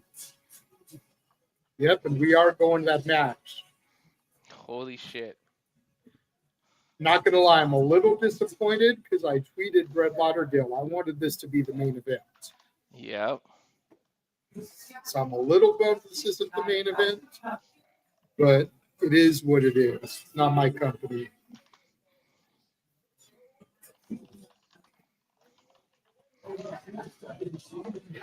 Sam I am built like a Stackhouse against KJ Orso. Yep.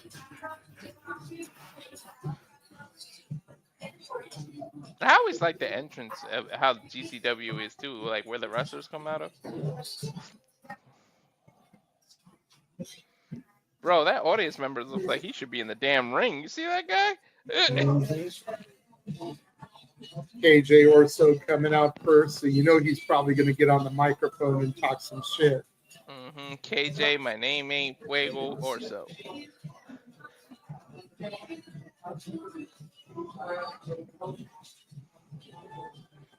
I think he had trunks last time that said, my name isn't Fuego or something on the back. Fuego is dead.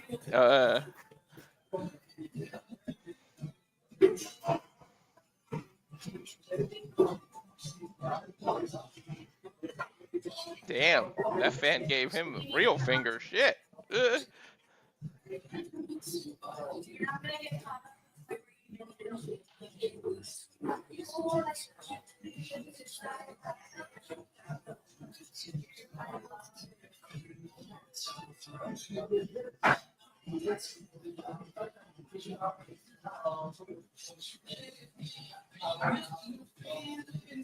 I can't wait for this shit, dude. I cannot wait. Mm-hmm. Are they really gonna say I quit? That's what I want to know.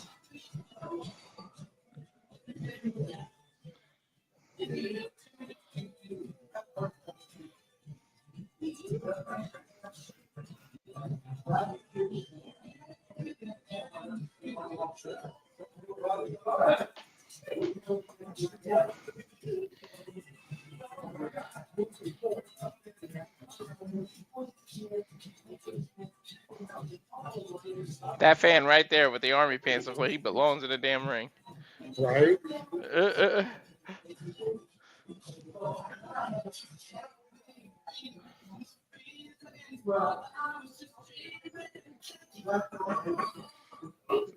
Look what Sam's got in his right hand. Fuego's mask. Or a Fuego mask. The beginning, the inception of this entire story. The main reason for it. I like how Sam's shirt looks like the GCW logo. Yep.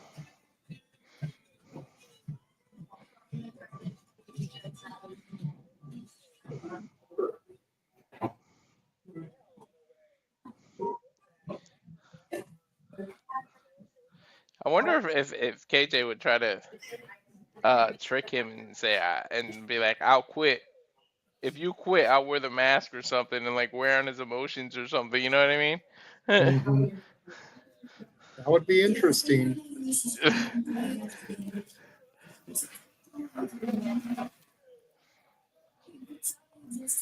And by the way, Sam, as big as he is, should not move the way he moves. That freaking wheel kick he does is ridiculous. Yeah, it is.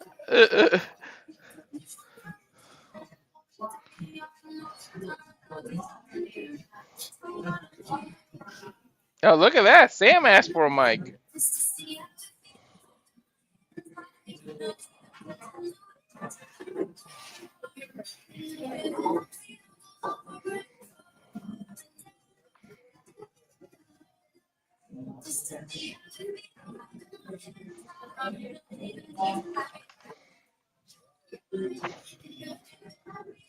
I have my TV turned down. I heard him say, you listen to me real good, but I didn't hear what he said. Well, see, I'm completely muted, so I can't even hear anything. I'm fully prepared to do what I gotta do tonight. But for myself,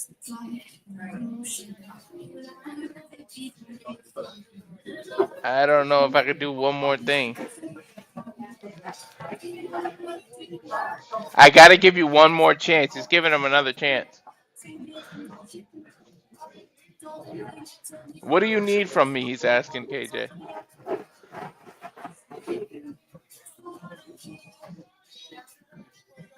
I'm sorry you lost your mask. He apologized for him losing his mask, and he called him Fuego again.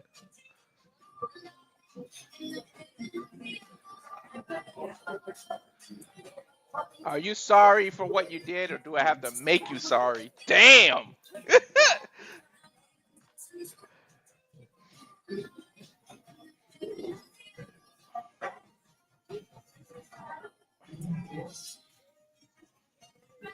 Guess that answers that. Double chop from Stackhouse drops Orso. Big old splash in the corner. And another one from Stackhouse. The train has left the Third station. time's the charm. He's just sending Orso back and forth and splashing him. Hell yeah. Shit, I might have quit off Stackhouse, of that alone. 450 pounds. Mm-hmm.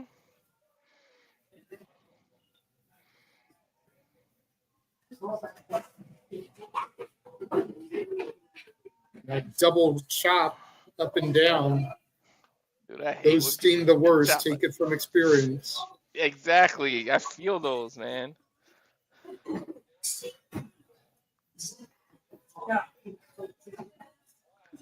He asked him if he quit. He said, "Is that all you got, Sam?" Lit a fire into Sam now.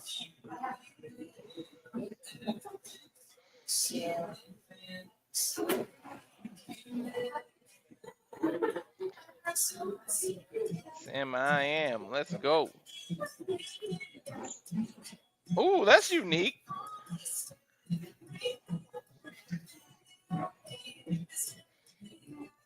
He's hooking his arms under the ropes. Using the ropes like a submission. I don't think I've ever seen that. Well, remember, those aren't ropes. Those are steel cables digging That's into the true. middle of the muscle. Mm-hmm. Oh, Sam wants to punish him. He stopped the ref from asking him.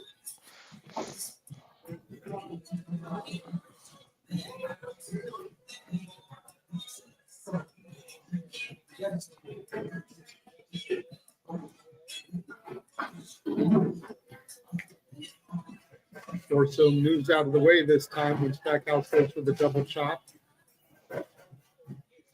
Was that kick kind of low? A little bit.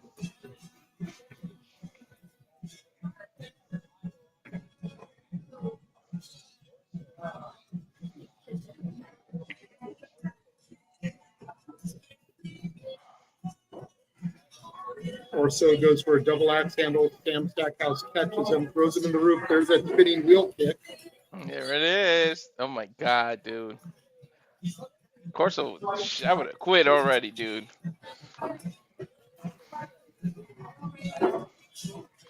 And that's why I didn't make it big in the industry. Woo-wee.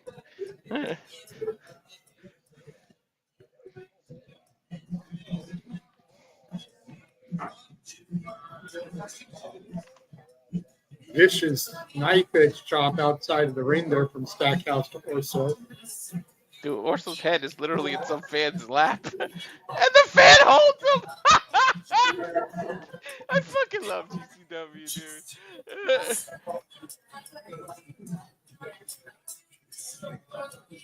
Again, audience participation. Hell yeah, the fan literally gave him a free shot at him.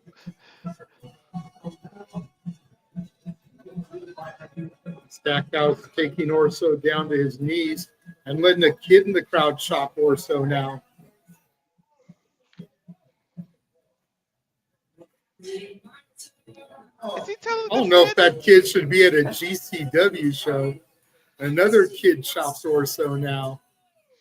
That might have been the lightest tap, but this is so cool, man. But Orso's selling the shit out of it, especially after all those double chops he had already taken from Stackhouse. His chest is lit up.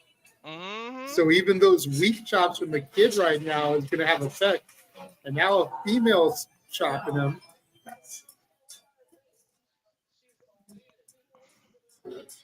Another knife edge chop from Stackhouse to Orso. All the fans are so happy, man.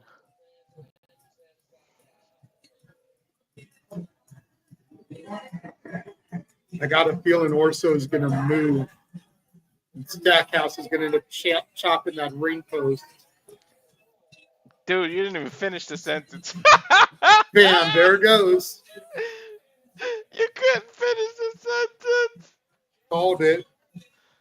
Damn sure called it. JJ Nostradamus over here. I mean, come on. He was going like every corner. It was going to eventually catch up to him. Mm-hmm. Orso with a super kick to the gut of Stackhouse. And a running boot. No, look, KJ messing with the lady in the wheelchair. Mm-hmm. I didn't even realize she was in a wheelchair at first. Mm-hmm. Pop-up powerbomb onto the hardest part of the ring there from Stackhouse. What the hell?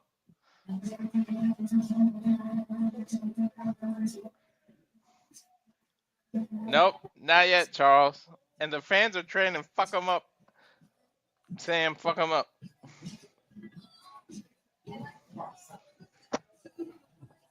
Uh-oh, the shirt's gone. Stackhouse ripping his shirt off. I don't know if the kids in the audience need to see all that. I was thinking the same thing. You read my mind.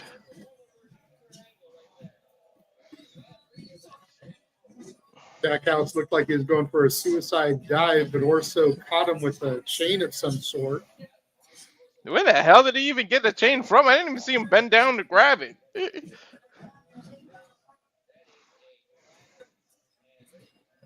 He's wrapping the chain around the post, I think.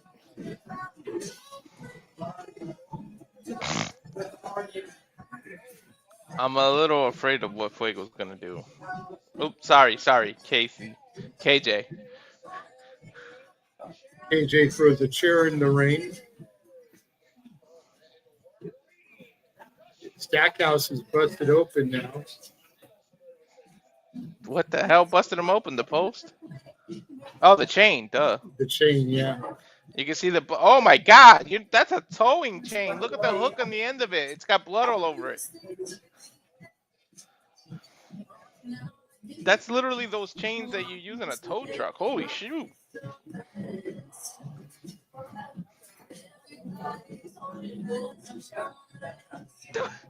I just saw the cowbell. I was gonna say, was that a cowbell? Need more cowbell. Mm-hmm. God, the 90s WWF. We used to. Hey, and we're in Texas, so you know.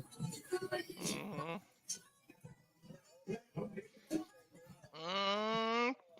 Orso's busted open now. Blood for blood.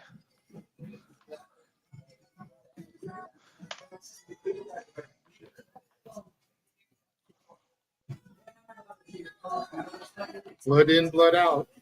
Hell yeah.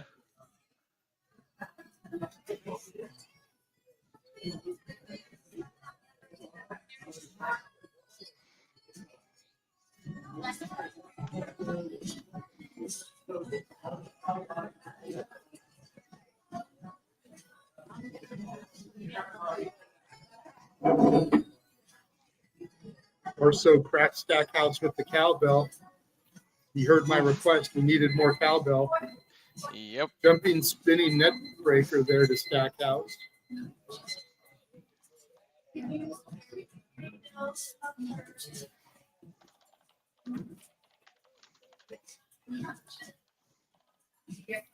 Stackhouse doesn't quit.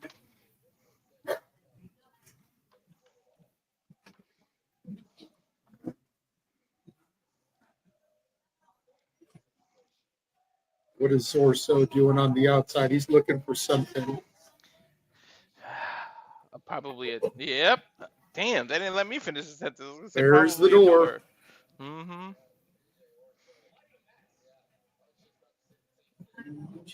Dude, why is he staring at the door like that? Uh-oh. Gonna get a door bridge table? That's what I'm thinking.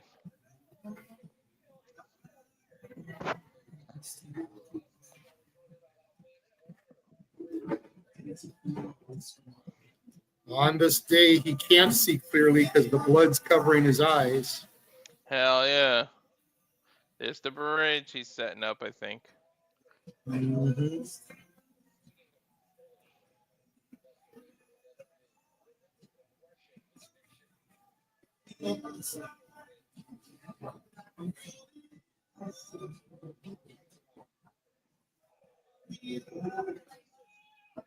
Ooh. Bloody hell, this headbutt. I swear somebody in GCW has parents that own a hardware store. That own what? A hardware store. Yeah, right?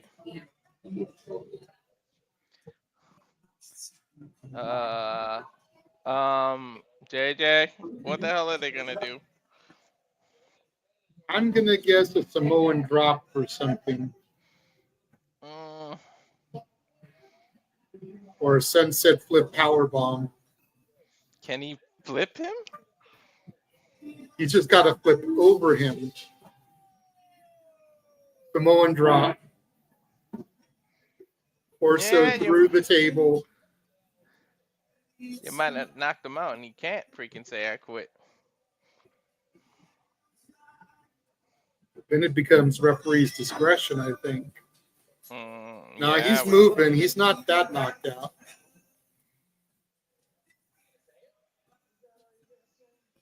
Referee asking if he's gonna quit. He keeps saying, "Is that all you got, Sam?"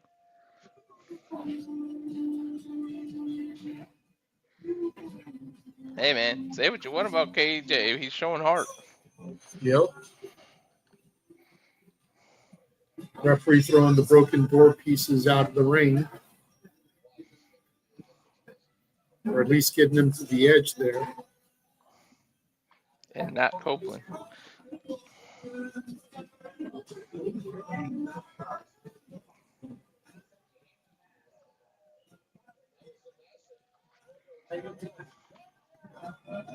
Oh God, GCW and thumbtacks. No, please, no. No thumbtacks, please. They're already busted open, both of them. I think Stackhouse is going to look to do his sit-out pile driver. Oh yeah.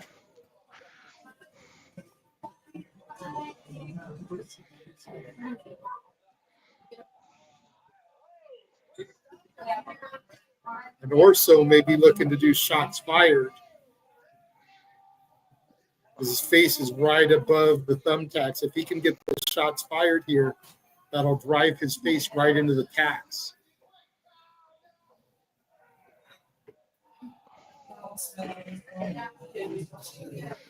Oh my God, GCW.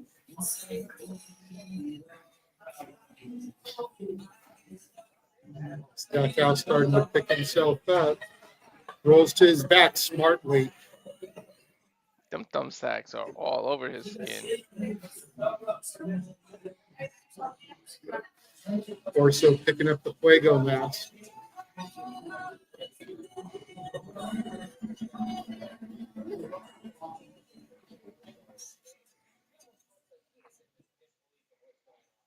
Oh my God, I can't believe he didn't quit after getting his face rubbed into some thumbtacks.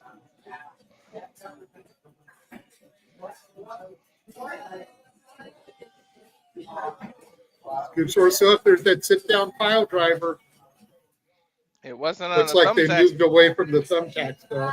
Yeah, but it was still effective. Oh my God, did you see that shot of his face? There's thumbtacks all in his head.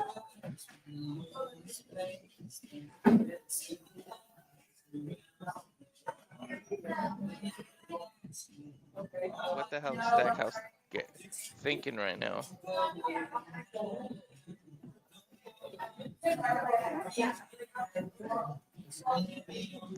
Orso, you quit? Is that all you got? Man, Orso's being stubborn.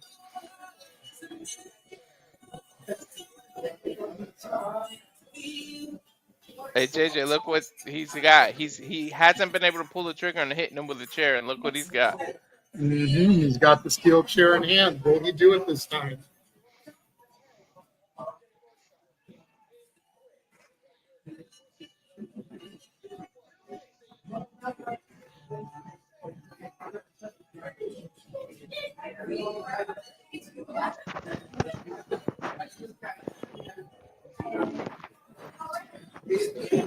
He literally, he's saying, "I'm sorry, I'm sorry." Spike DDT onto the chair. He apologized.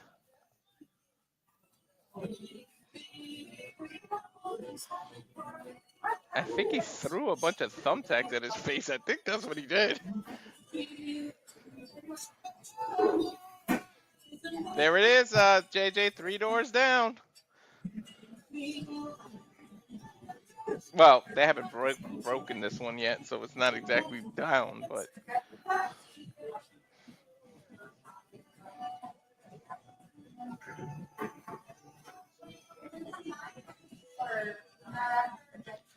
Oh my God, JJ, is he making a bed of doors? What are you doing? We shall soon find out.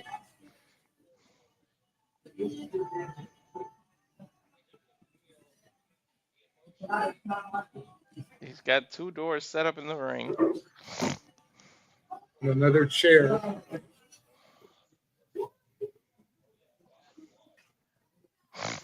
There's no telling how far either one of them would go to get the other to say I quit.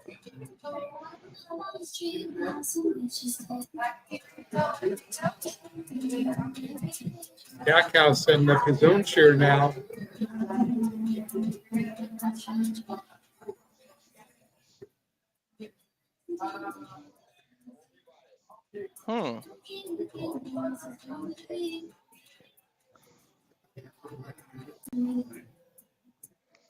He's taking an awful long time, whatever he's doing to set it up. I think the door broke on him.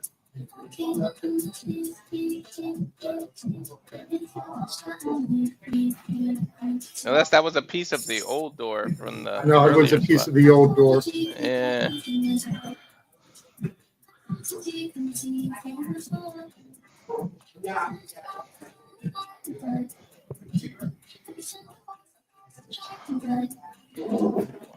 I think he's looking to double stack that door bridge table.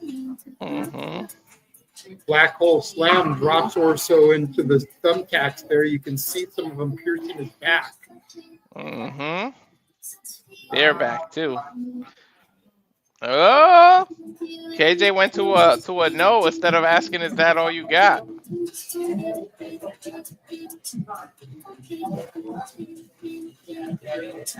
Uh-oh. I think Sam's trying to complete the bridge there, JJ.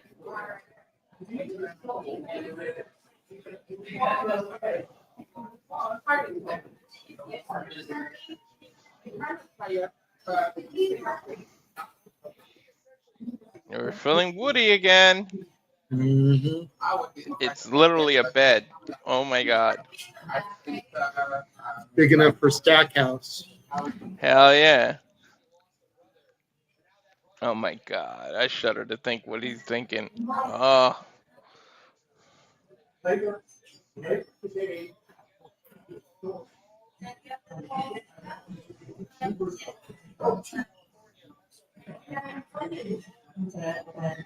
What the hell is he thinking, JJ? Moonsault? Oh, please don't tell me that's gonna moonsault on him.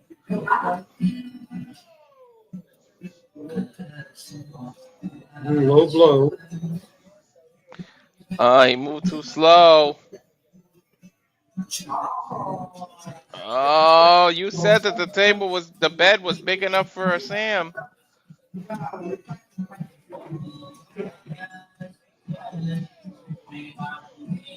Sunset flip.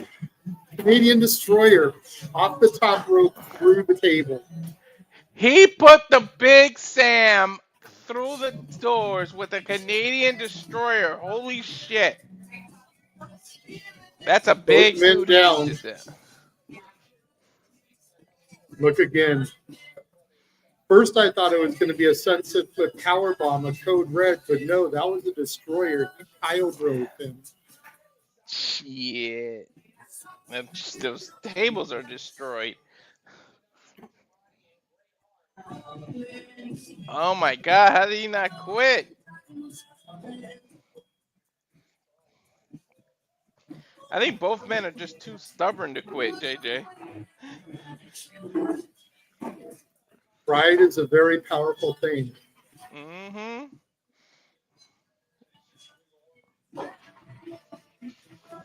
Oh my God, what the hell is it gonna take?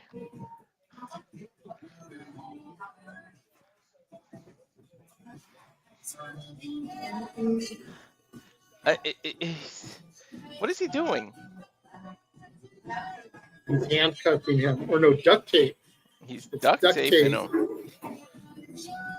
Oh my God, is he gonna have free range chair shots to his face now? That's a lot of duct tape, dude. Well, dude, that's a big boy. You got to make sure he's duct taped good, otherwise he'll be able to rip it. Shots fired. Mm-hmm.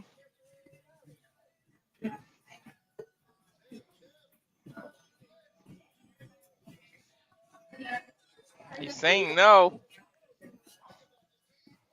The I think referee. KJ's just going to keep on going. Shots fired, shots fired, shots fired until he finally quits. No, he's got him in a submission here. The ref literally told Sam, "Come on, think about it."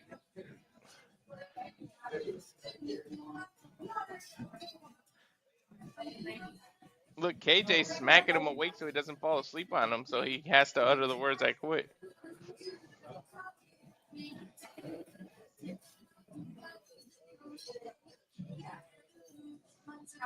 One arm slam from Sam to KJ. Mm-hmm. I think KJ's a little dizzy.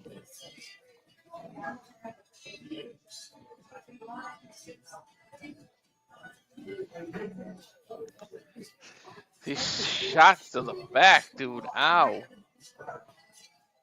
He's going to keep unloading until he finally says that he quits.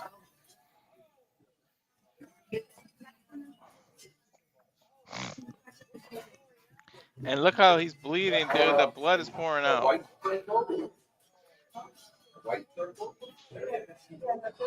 Now he's going to duct tape the other arm. Oh my God, he's in a crucifix position now. You mentioned the wife earlier. I wonder if Stackhouse's wife is going to come and throw the towel in.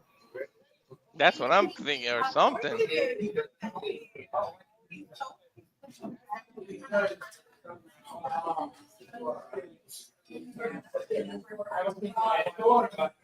Super kick. Is that good? All right. Bro, it might take the towel, man, at this point. Oh no, not that, please not that. JJ, please no. The razors. No, please no. I hate the spot.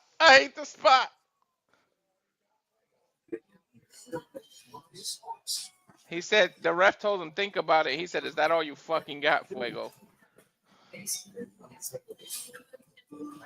Tried to chop it in his chest, but it bounced off.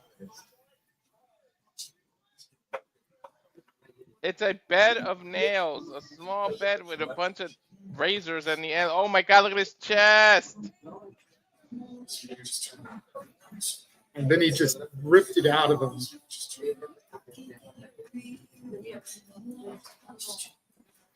And now he's starting to do it to his head now.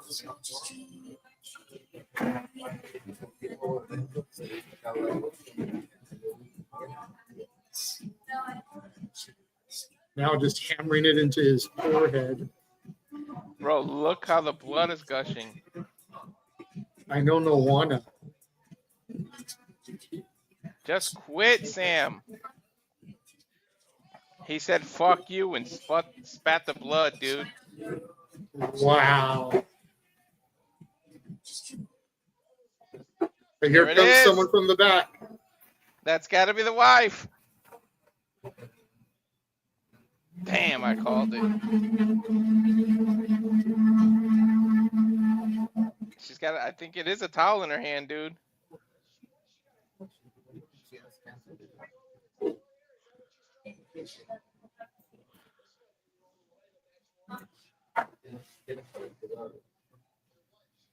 Sam's telling her, don't do it. The ref saying it's your wife. It's your wife. Oh, shit. Orso's got his wife now.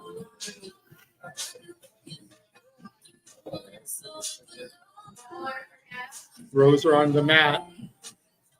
Gonna crack her upside the head with that steel chair unless he quits.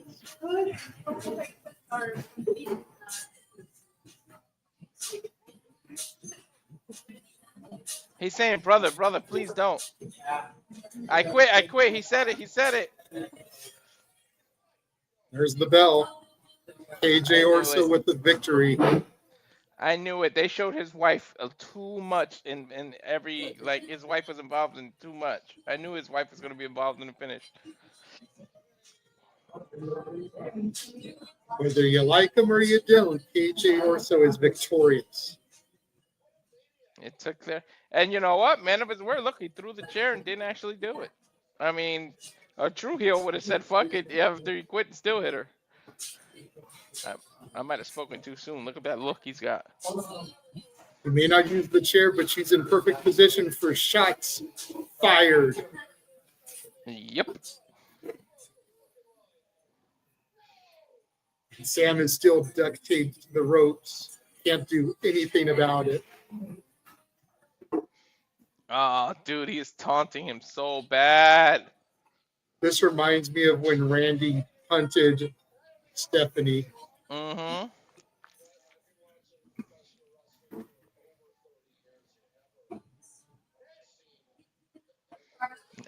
Now he blows a kiss at Sam. I mean, where do you go from here, though? He made him quit. Like, I mean, you can't keep it going. I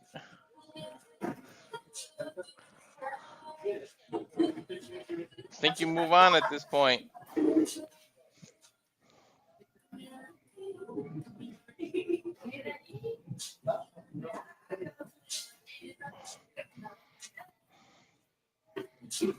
I mean, hey, there's no rules in an I quit match, so.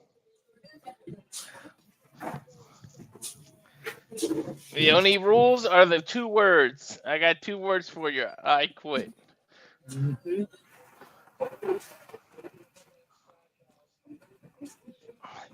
Bro, oh my god. Oh my god. There's like meat hanging off his forehead. Ugh. Hey, we still got an ultraviolet match after. What the? Oh. You okay, Walter? Yeah, I mean, if it went this far, how far is the ultraviolet gonna go? I know. Matt Tremont's going to have to upstage this. Oh my god, I shudder to think. This pus bubble's gonna have a pus bubble.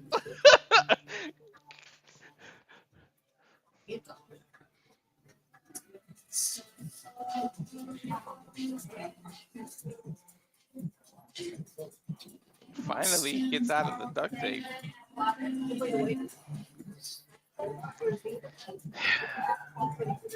He's got to be thinking, did I go too far? I hurt my wife now. Yep. All right, not I hurt my wife, but I got my wife hurt. Well, much like Fuego contemplated retirement after losing his mask, you got to wonder if Sam Stackhouse is going to retire after this. Very true. Very true To indeed. your point, I mean, his wife took shots fired. Mm-hmm. Is this journey worth it? Gotta be making him second guess that.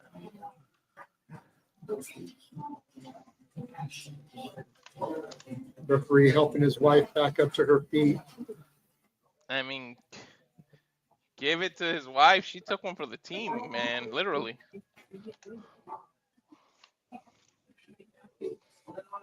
I'd much Look at rather how have my. bloody Sam is. Yeah, it's crazy. I'd rather have let her throw in the towel than have it to see her go through that.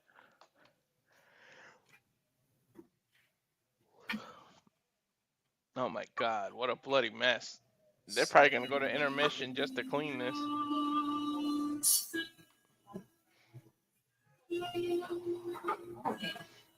Yeah, they're probably gonna have to go to intermission. That's a lot of cleaning.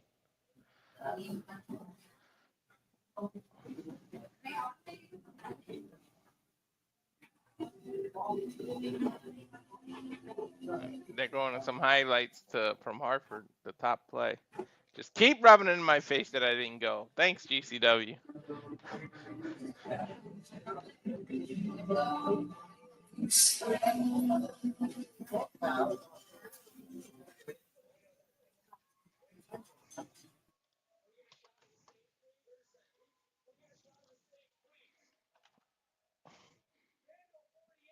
Is this Effy?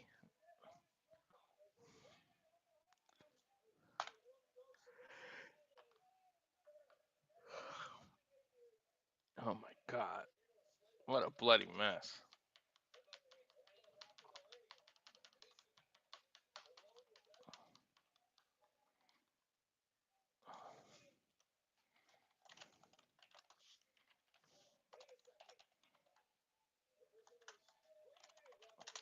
Again, going to highlights through to the top play in Hartford last July 5th it was.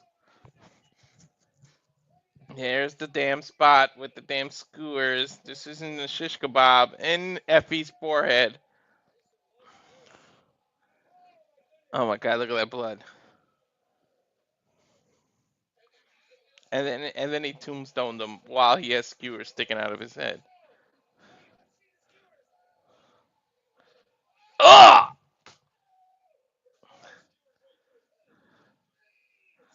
I don't care how many times I've seen that. I cringe every time.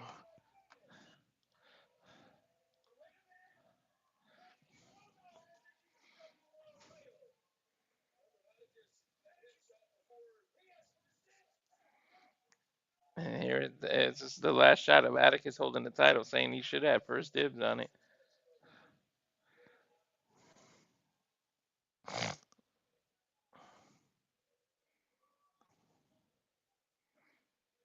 Now, they show Atticus, and then they go into YDNP.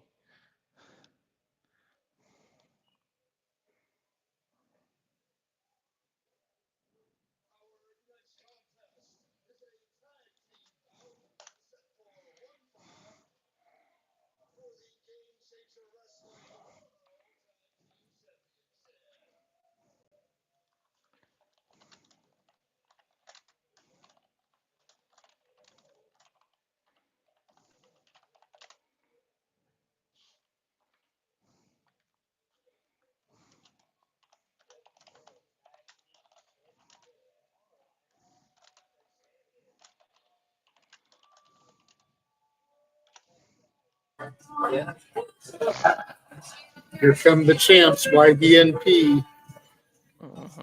Alex Oliver, Price, no. Jordan Oliver.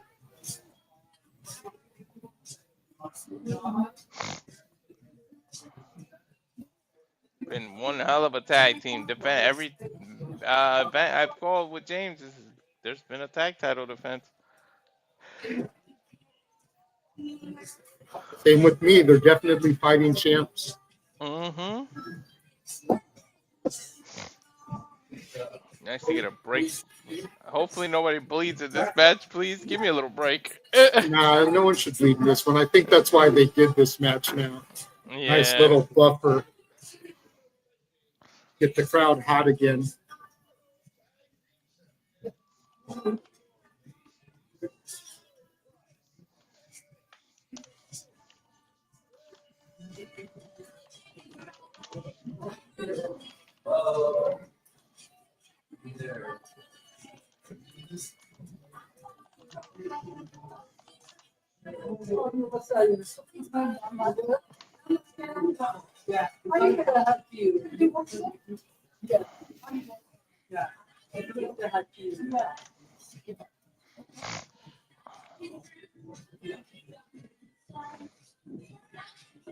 Here comes who's first? Ninja? Who's gonna come up first? Yep. Oh, they're coming up together.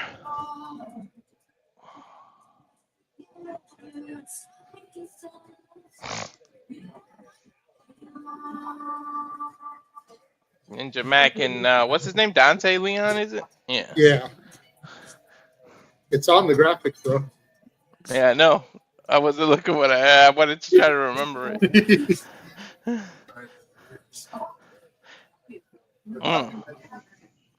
It's all right. I don't know much about either one of them, to be honest, but I know about the champs. Yeah, I've seen Ninja Mack once or twice before. I'm not familiar with Dante Leon at all, though.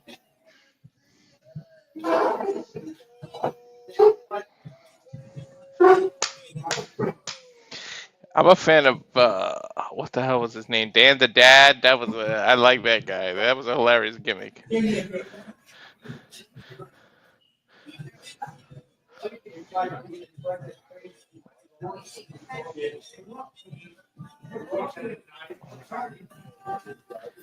Here we go. Title's on the line here. Yep. Oh my God! Look at the blood stains. Alec Price starting things off with Ninja Mack, it looks like. The hell is he doing? Is he just mocking Ninja? What is this? Oh no, he's feeling himself. We will be. Mm-hmm. Ride 'em cowboy. I guess it's trying to hype up the crowd. The Tri-City OG and the East Coast Ace. Mm-hmm. He's Karate Kid mocking him. Our elbow tie-up. I think that's the first match tonight that started with a collar elbow tie-up. Yeah, basic wrestling, huh? Threatening the crane kick from Karate Kid here. I mean, Karate Kid Legends did just come out in theaters, so you know. Uh-huh. I gotta see that one. There's another one I gotta see.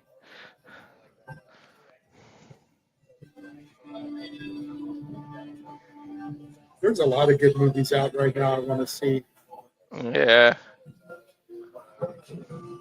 Just saw the Superman one. I saw the live-action Lilo Stitch like a week or so ago. Nice. It's hard because if you miss it, they come out of the theater so fast now. I know. Ninja Mack trying to get the crowd fired up. It's hard to get the crowd back into a match after seeing something like they just witnessed, though. And I think that's why they threw YDNP out there, because they knew that they would be able to get them, maybe not right away, but with their offense, they'd be able to wake the crowd back up. Yeah. That's why they did it. I mean, they literally saw a forehead damn near hanging off your face. I mean, you wouldn't want to send Elayna Black and Priscilla Kelly out right now. That would be horrible to the women. Man, superhero pose by Ninja Mack.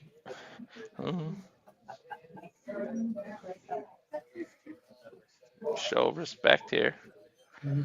Alec Price goes, gets the tag to Jordan Oliver. Ninja Mack back in, tags in Dante Leon. Oliver getting hyped up. He always does, man. I like Jordan. He's my favorite of the two. Nothing against Alec Price, but just something about Jordan Oliver gets me hyped. Dante looks like he belongs on the skate park somewhere. Right? Have him and Darby as a tag team.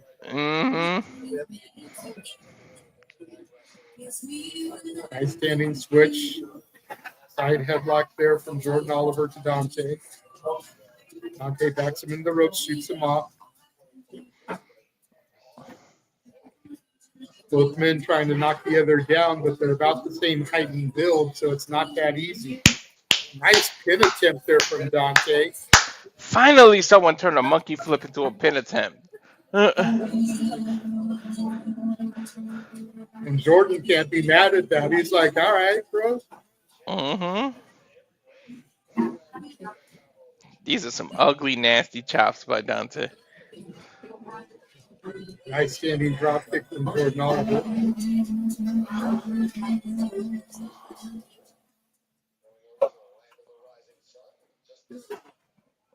Funny, they're going for a lot of basic moves, hammerlocks, twisting, color-able tie-up. Like I've been saying about GCW, is everyone thinks that it's just hardcore wrestling. And it's not. It's very reminiscent of the old school ECW, where you had your technicians, you had your luchadors. Yes, you had your hardcore stuff too, but you had a nice palette of stuff. And that's very much what GCW is. It's a buffet of wrestling. A little bit of this, a little bit of that. Fill your plate up. You got your Jonathan Greshams, who are your technical grapplers. You've got your YDNPs, who are high flyers. You've got your Matt Tremonts that are violent. And then you got a nice little array of things.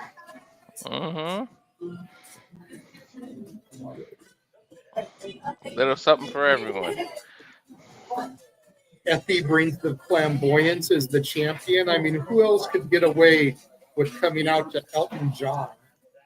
Right? Or wearing stockings in the ring, or fishnets, Fishnets at whatever. that. Yeah. Did Nice Ninja jumping get? crossbody. Was Super Ninja kick tagged, or from did Oliver. he just sneak in there? I'm not sure. I kind of lost track here with the other conversation we were having. No.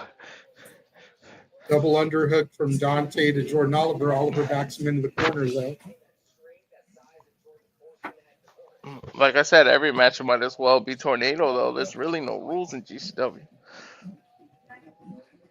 And they try to adhere to normal tag rules in tag matches, though, especially title matches. Ninja Mack goes off the back of Oliver, takes down Price. Dante Leon with the swanton to the back of Jordan Oliver. While he was still standing, well, bent over, but that's kind of cool. And then he landed on his feet on top of that. Fucking athleticism by Dante.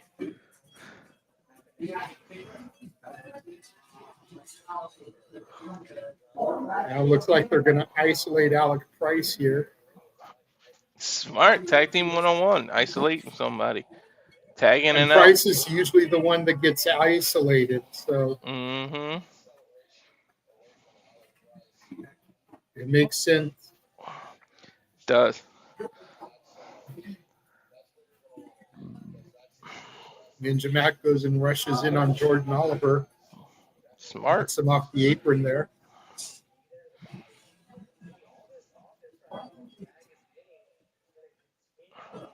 You gotta continue on the offense. Ninja being smart right now.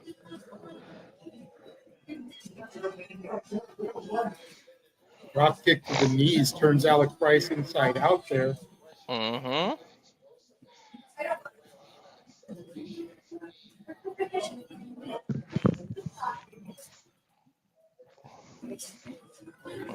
Ninja Mack gets sent to his own corner. Dante Leon tags, comes in, intercepts Price before he can get the tag to Jordan Oliver. Cutting the ring off.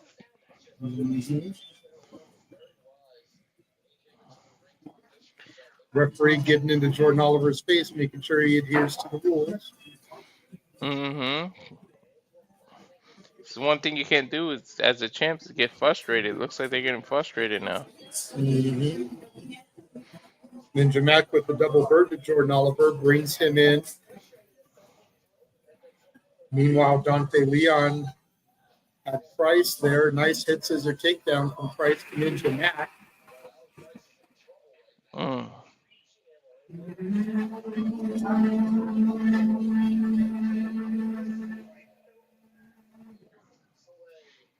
Alec Price tried to get the tag, but Dante and Ninja Mack apprehended him. Back elbow from Dante knocks Jordan Oliver off the ring there. There's the tag. Jordan Oliver now legal. Hey, I thought we already saw Jack Cartwheel.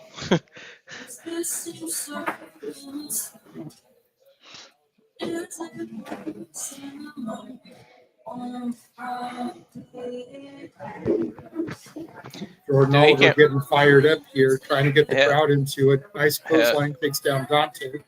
Hey, Oliver, hell yeah, he came out of the corner like a bat out of hell. He always does. I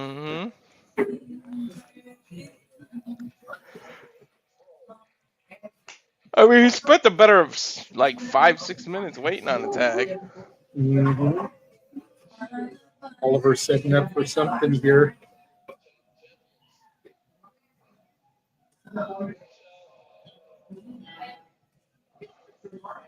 Nice springboard cutter there.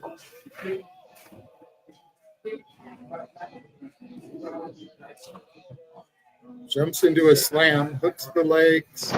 It's a 2 count.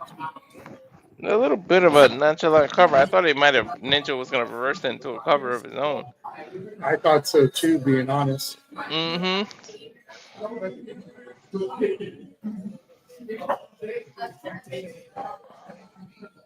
He's setting up here.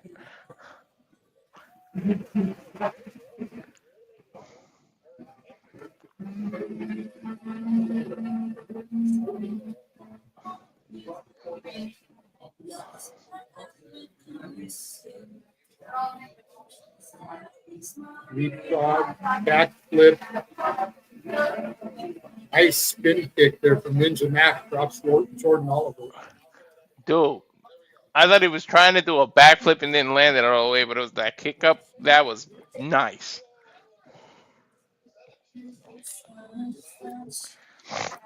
Did Jordan just lose a tooth? No, I don't think so. I don't know what the hell that was. Going with the wind. Spinning butterfly driver type maneuver. It was whatever it was effective. Shit. Real for real. Take a look at the replay there. Like a counter clock drop.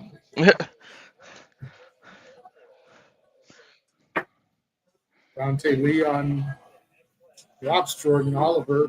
Ninja Mack spinning, twisting moonsault there. Hooks the leg. Gets 2.5. I don't know much about them, but they sure the hell working well as a team. Shit. Right? And impressive with their offense. Mm-hmm.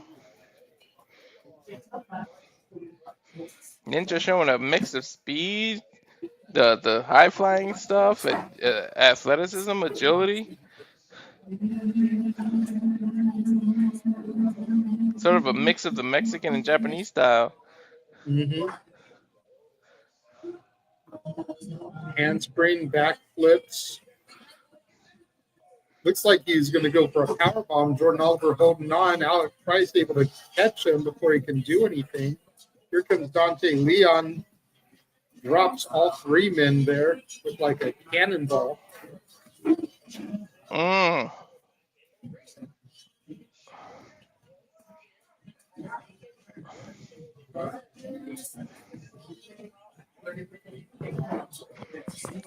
Oliver's in prime position for something. I don't know what Ninja's going for.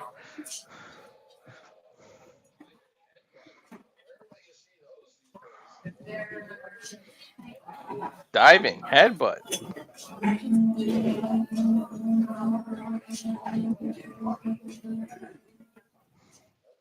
I haven't seen a diving headbutt in a while.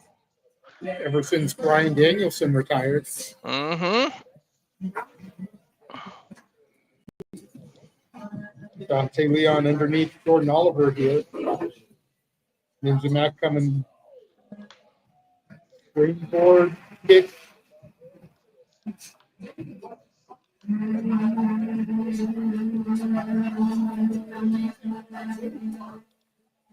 Soul Snatcher. Dante Leon with the Soul Snatcher.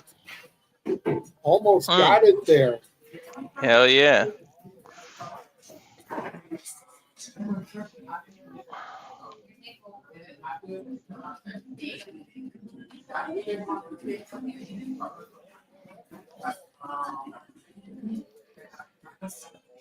Look at this again.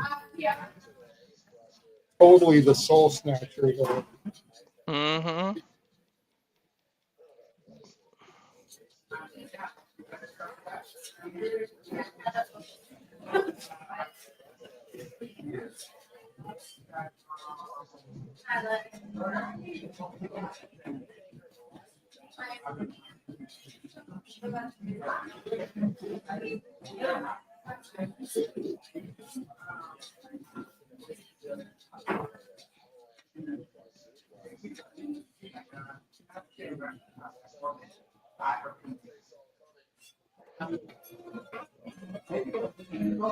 Both men take each other down with the clothesline. Dante Leon and Alec Price. Jordan Oliver and Ninja Mack finally get back to their feet.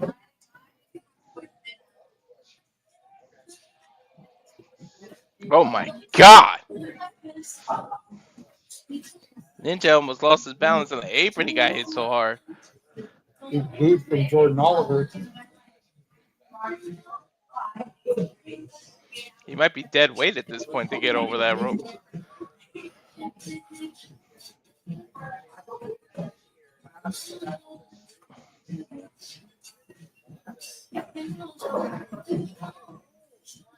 And now Dante Leon up. Big boot from Alec Price to Leon. Yeah, well, both teams jockeying for position here. Mhm.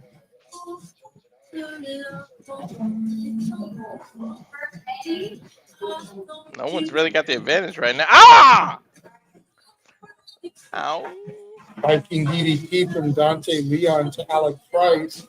Jordan Oliver finally gets Ninja Mack in. Ninja Mack reverses into a pin. Oliver rolls out of it. That should have been broken up. He was all in the ropes.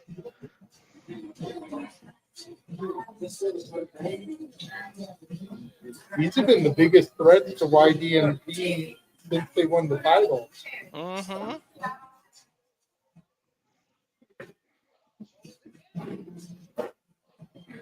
Dude, it's been a legit 2-3 times where I thought it was over.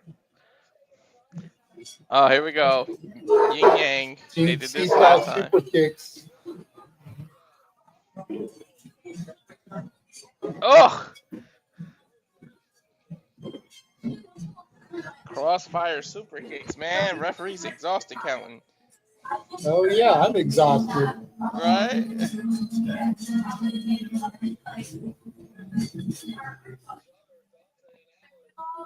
Alec Price and Dante Leon now take each other down with big boots. Yeah, Jordan Oliver's starting to get back up. Both men having the same idea there. This is a good match. Shit. The crowd should have got back into this. I haven't seen YDNP have a bad match, so. Mm-hmm.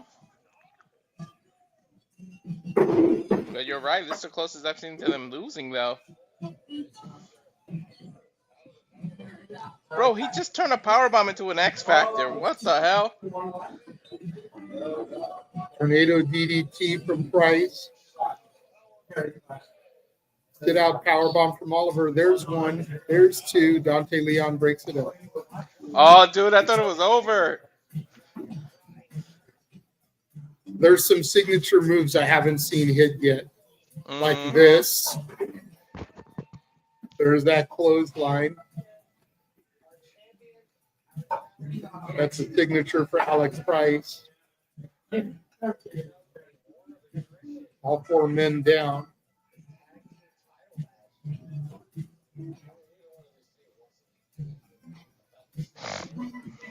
Both teams really want the belt. This is how much these belts mean. Mm-hmm. They're giving their all, damn it. No one can say they didn't leave it all out in the ring, especially following the match they had to follow.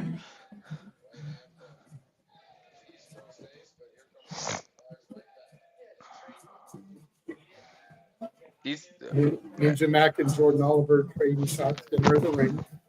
They're exhausted in the ring. I'm exhausted watching it. Shit. Did you see the private chat?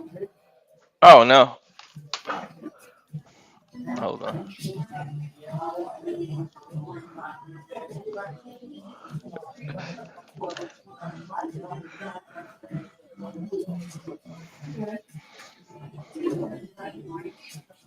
Double chop from Oliver drops Ninja Mack. Now looks like he's going for a leg submission. Yeah, I thought he was going to go for like a half crab or something. I don't know what's going on.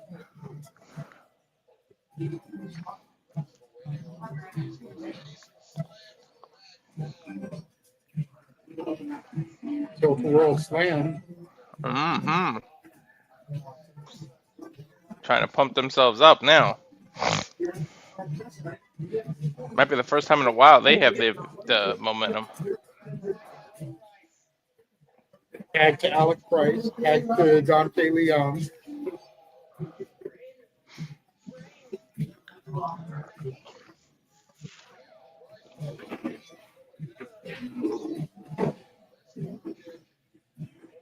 Nice drop kick.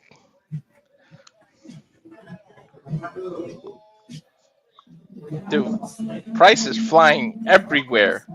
There's that step-up blockbuster that he's known for. Another signature of Alec Price. I'm waiting to see Jordan Oliver hit that face plant off the top rope. Mm-hmm. That's usually close to the finish.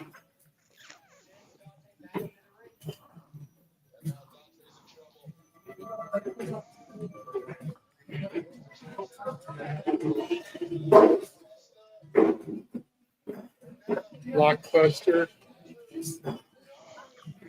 I feel like there's one. There's two. Dante kicks out. What the hell? Thought it was over.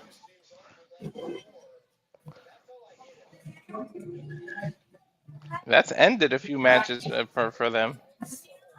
Back to Jordan Oliver.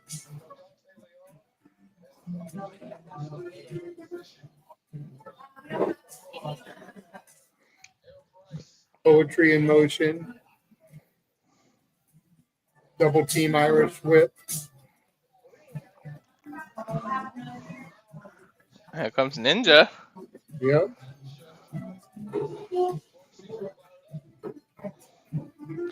Bro, every time they get the momentum, Ninja and they just come back and Dante.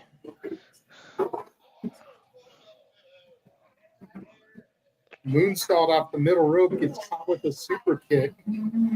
Right to the nose in midair, man. He might have busted his nose.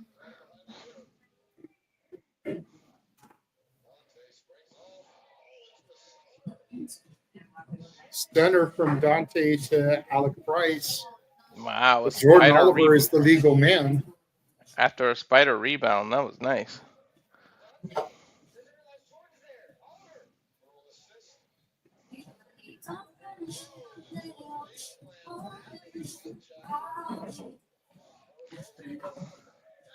One, two, three. There you go. That and they retained. That was that face plant you were talking about.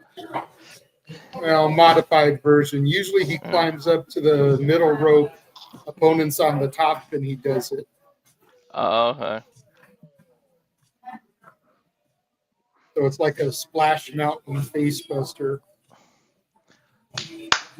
Good retention. That was a hell of a match, dude. They know they've been in a fight. Hell yeah.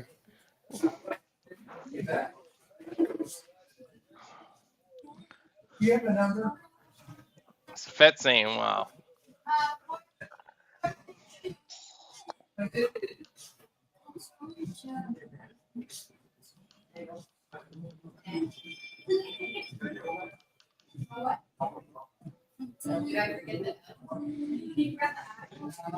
Well, we're getting into a JCW promo, so while they go on a promo, I said we go on a little promo of our own, so we get any refills or any bathroom breaks. So this is what you can catch at the Simply Reliable Studios once again, and we'll be back right after these messages. And now for a taste of things to come.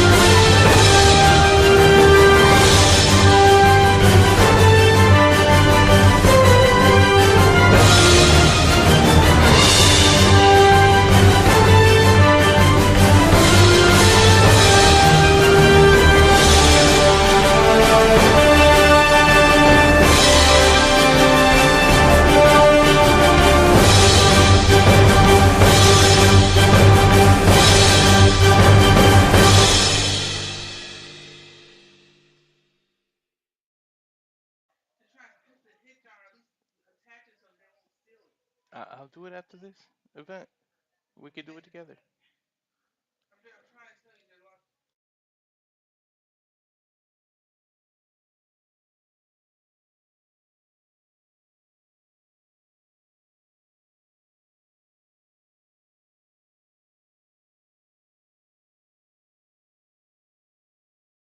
All the professional wrestling.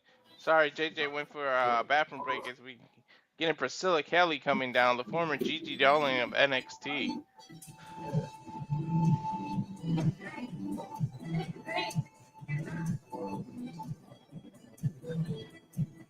Yes, in fact, all of it.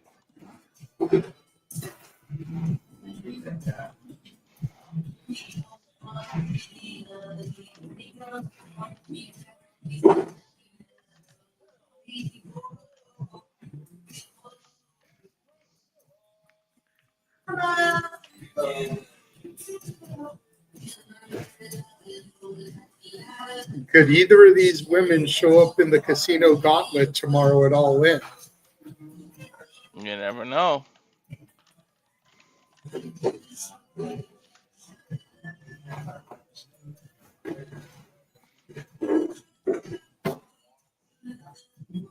Hell yeah, Charles. It really has been.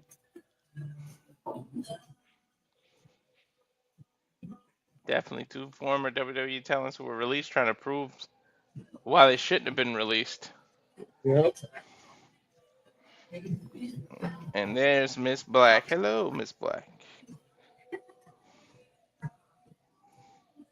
Miss Yellow. Black and yellow, black and yellow, black and yellow. Mm-hmm.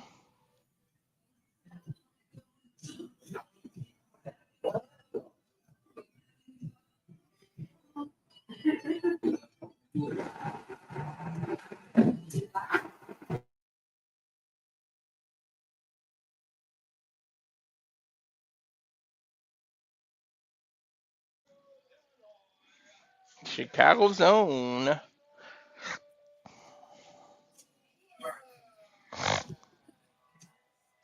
I didn't mind when she turned heel and went to the darker side, but I miss the skater girl. Mm-hmm. That's kind of what I fell in love with, was her as the skater girl. Yeah.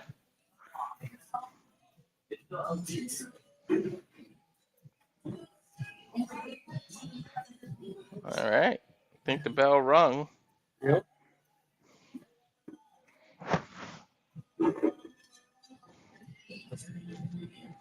Just kind of Two staring each women other who are down. very familiar with each other.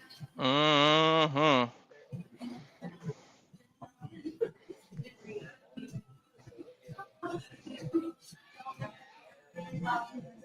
Great fast-paced action here. Priscilla Kelly licking the face of Elayna Black. I think Elayna Black likes it, though. Mm-hmm. Mikey likes it.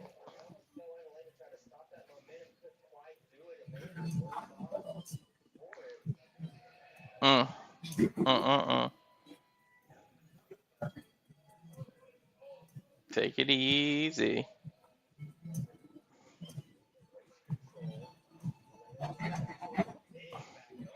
Now women fighting for waist control.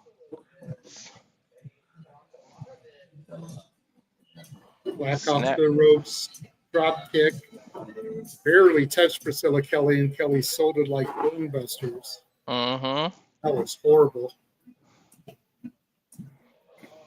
Irish whip reverse. Head scissor takedown from Black to Kelly. Nice.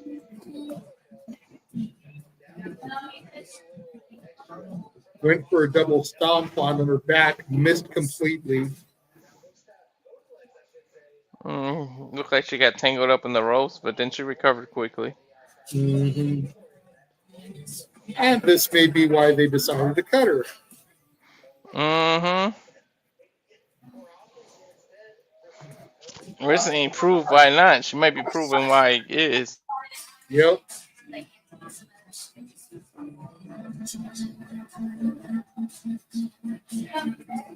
Priscilla Kelly going for some kicks to the arm there.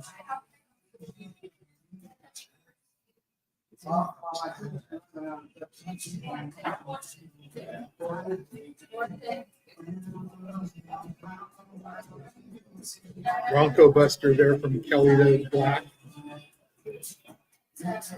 Grabbing her cakes, JYD style, backing that ass up. Stink face. Twerking now in Elayna Black's face. I know most of the audience there at that GCW show would love to switch places with Elayna Black.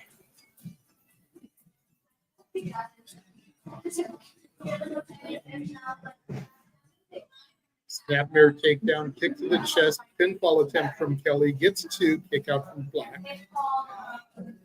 You still there, bro? You're muted. I didn't mean to mute. When you said you would like to switch places, I said I'm one of them. I didn't know I was one. Yeah, nobody heard you, bro. Kelly putting some squirt onto Elayna Black's arm here, biting her fingers.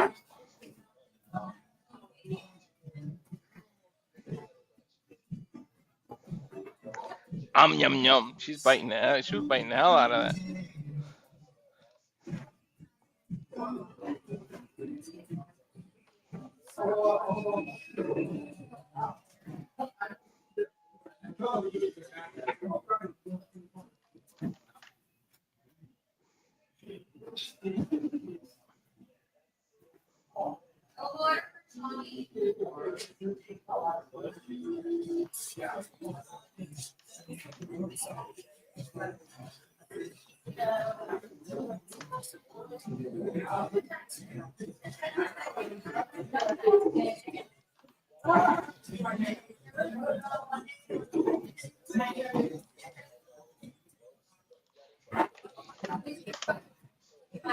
Priscilla Kelly with the clothesline takedown to Elayna Black there.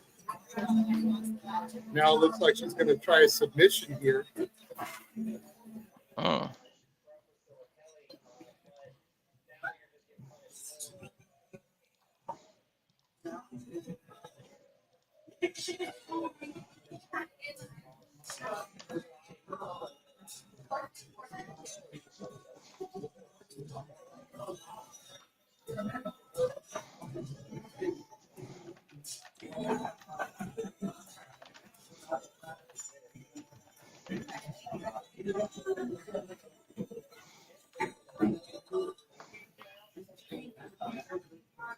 Both women back up to a vertical base now.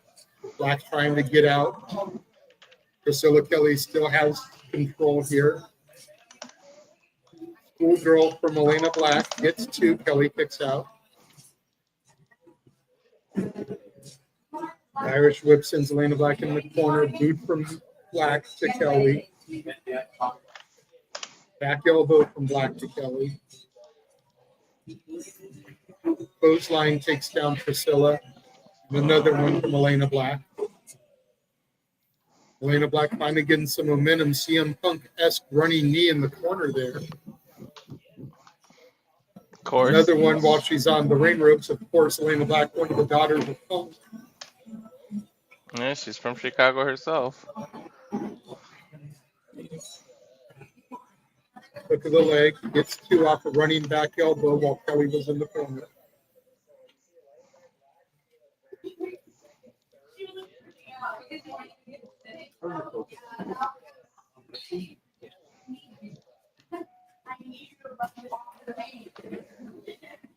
Priscilla Kelly mounting some offense now. Rainmaker lariat, hook of the leg.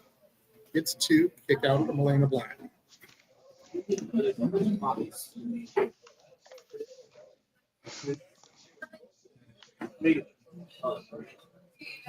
Got bridge suplex from Black to Kelly.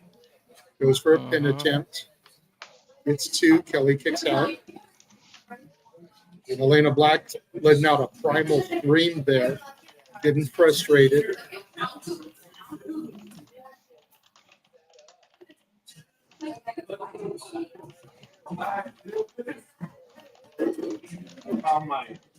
Elayna Black looked like she was going to go for a butterfly suplex there.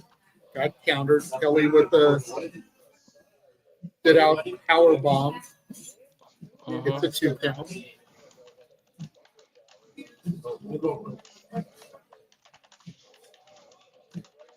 Kelly with a running drop kick there to Elayna Black, has her laid out over the bottom rope.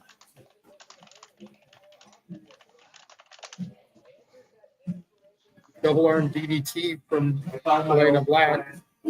Gets 1, gets 2, gets 3. She beats her. Double arm DDT there.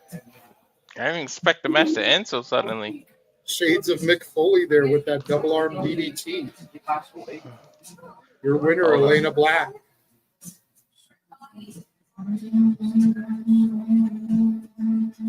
Look again. Priscilla Kelly going for that double underhook again. Countered into a double arm DDT. That is it.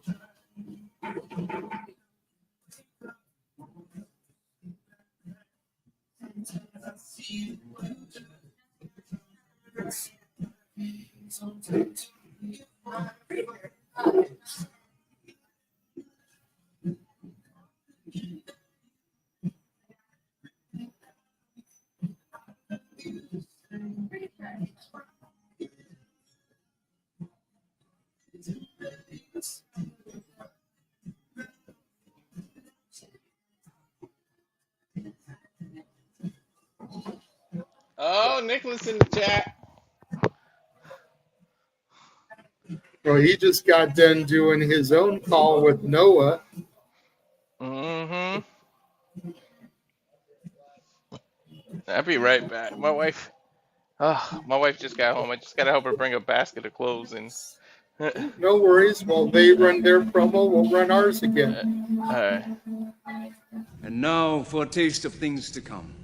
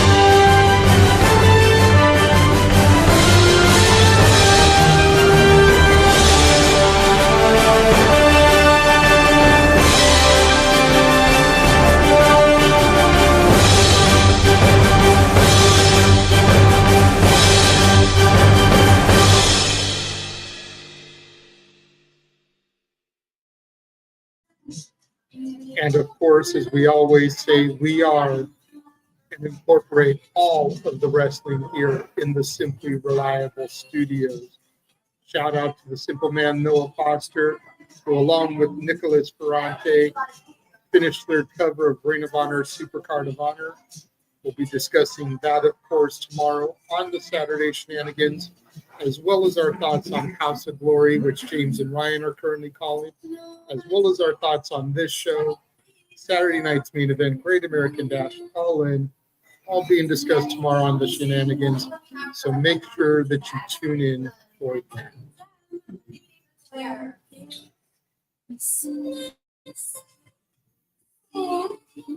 It is now time for James's favorite wrestler, Matt Tremont, the Ultraviolent champion, defending his title against John Wayne Murdoch. Still not incredibly familiar with Murdoch, only saw him for the first time during TOS this year.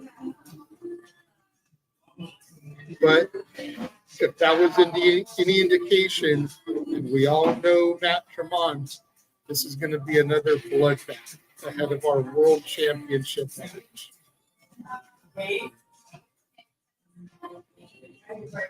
I'm kind of bummed I have to have my feed muted so I don't get to hear Journey.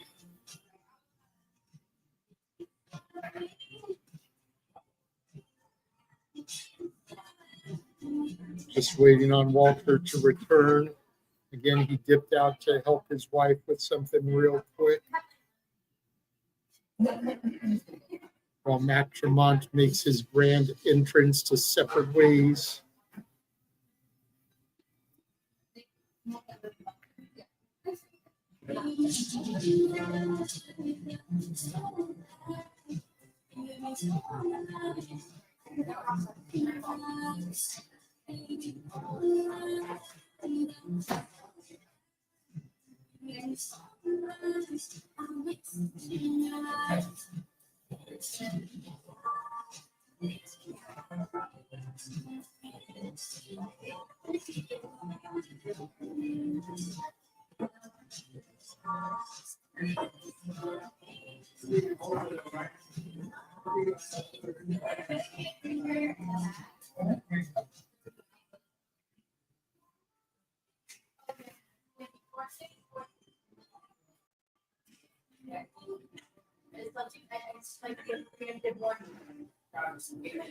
Man, hearing that crowd sing that song, I don't want to hear anybody say an unkind word about Steve Perry and Journey.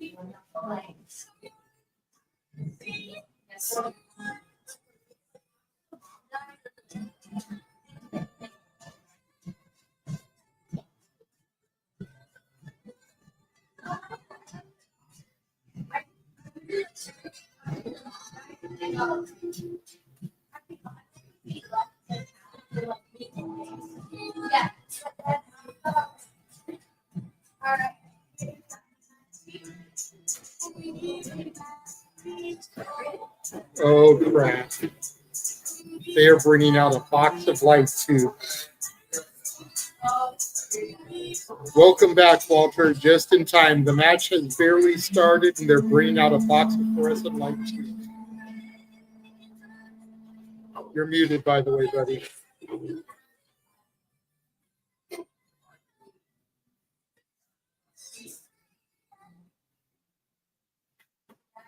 John Wayne Murdoch with the first fluorescent light tube.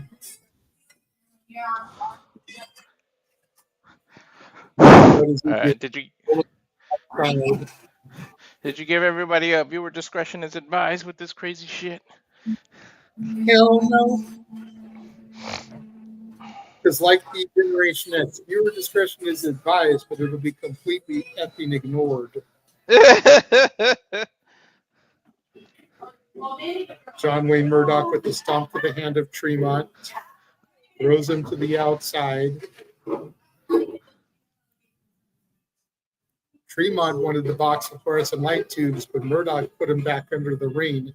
He wanted no part of it right now. Murdoch trying to quiet the crowd down. Shared to the gut from Tremont, and now it looks like he's got a staple gun. Staple right to the midsection, the side there from Tremont.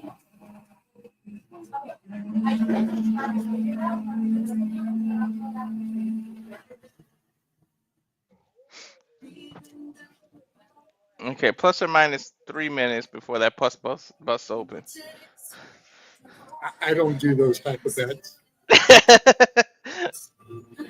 And this isn't going to be a technical wrestling match, so I'm like, whoever wants to call stuff can call it. That was a staple to the lip or the tongue of Tremont there from John Wayne Murdoch.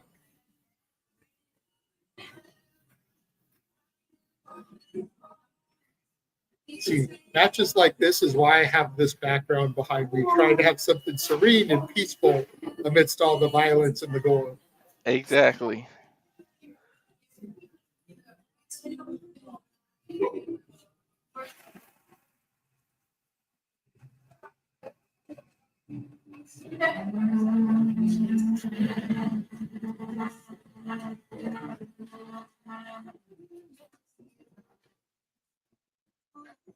Tremont going into the ring there looking for something.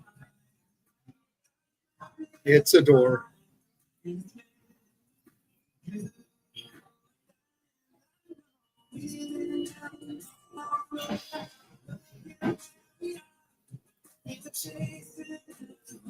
You're muted again, by the way.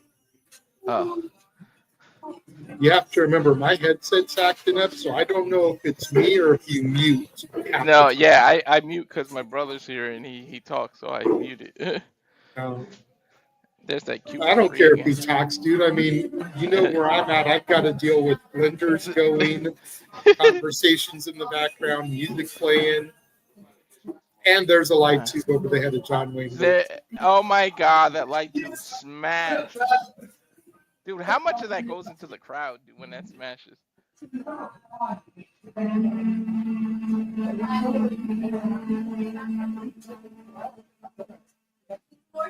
Oh, and then they gotta show a replay. Why?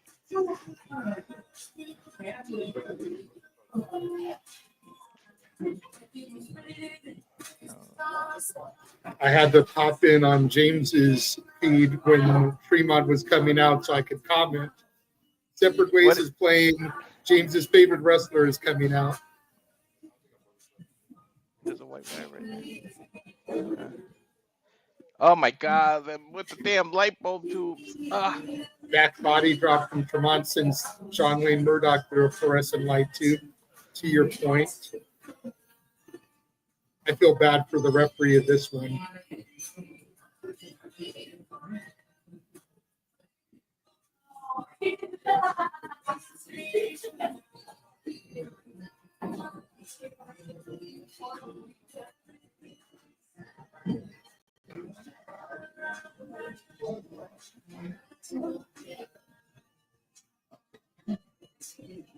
And there's one of those things of razor blades to the head of John Wayne Murdoch. What do you call those? Because I call them a bed of blade.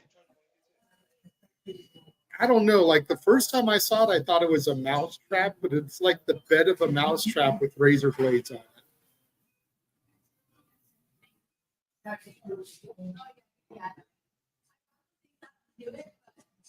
Tremont with a forearm just keeps rocking Murdoch here.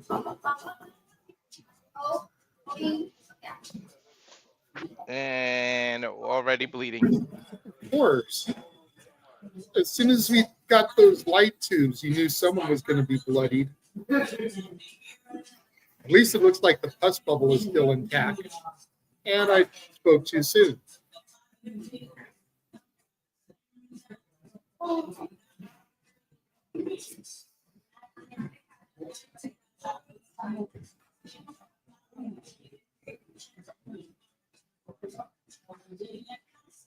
Murdoch digging the busted blade of one of those light tubes into the head of Matt Tremont now, trying to open up that pus bubble.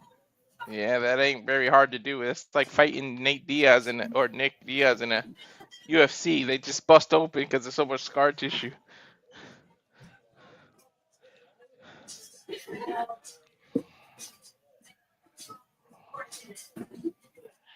John Wayne Murdoch already wearing the crimson mask, now beating that bed of blades into the head of Tremont. Tremont is bald, so it's going to look even better on him. Mm-hmm.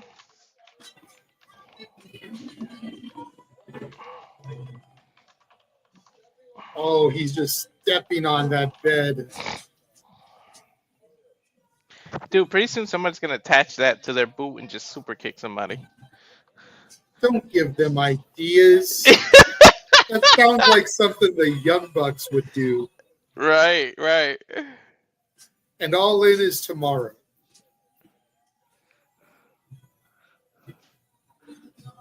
Mm-hmm. So it's a lot of stuff, man. Busy weekend. Light tube just getting dug into the head of Tremont. If I throw up on camera, will that bring views? I don't know, man. I might have to barf. Ugh. Look, ugh. Now Lee walked into it too. Look at his head.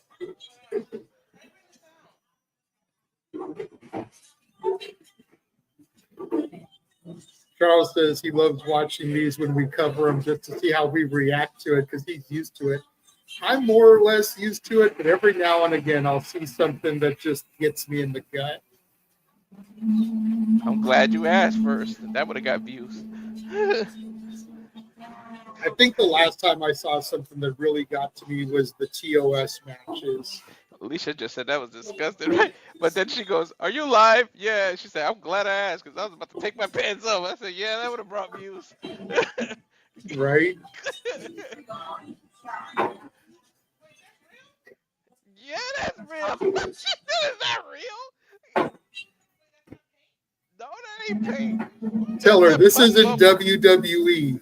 This ain't WWE. Yeah. He got that pus scar tissue that always opens up. He's known for this. What's wrong with him? If we knew. John Wayne Murdoch with the Dusty Rhodes punches gets caught Samoan drop there from Tremont. This is disgusting. This is what everyone thinks GCW is, but they overlook all the other stuff we saw tonight. Mm-hmm. And that's not to say that this isn't a part of the identity of GCW, but it's not all they are. Nah. I think Tremont's doing a cannonball. Yep. Nope. Didn't even break. Dude, this light tubes. Why do they like light tubes so much? Same reason they seem to like doors. I don't know. The light tubes just bring back bad memories. And all my brothers, well, I call them brothers, they're friends that I know my whole life, but they used to wrestle with me. We're over here today. Perfect audience for this show. They were here helping me move. Oh. When do you pull up from there? Tuesday. Oh, snap.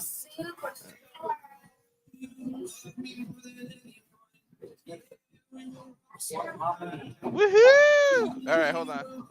Take me off camera. She really did take the pants off. Hold on. What do you mean why I gotta tell people? I gotta bring views, damn it. Yeah.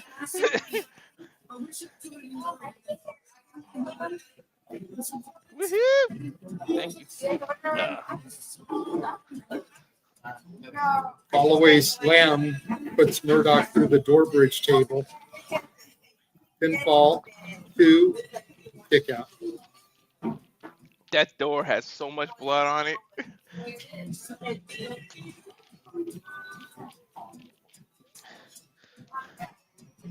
So, James is lucky he got a break. I don't know if he's that lucky. He's doing AEW tomorrow with the Texas Death Match. Oh yeah, that's right.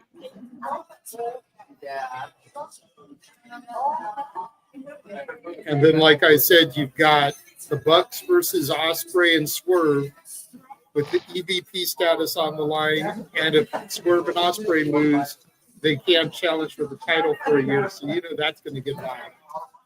That's some very, very, very interesting stipulation there, by the way.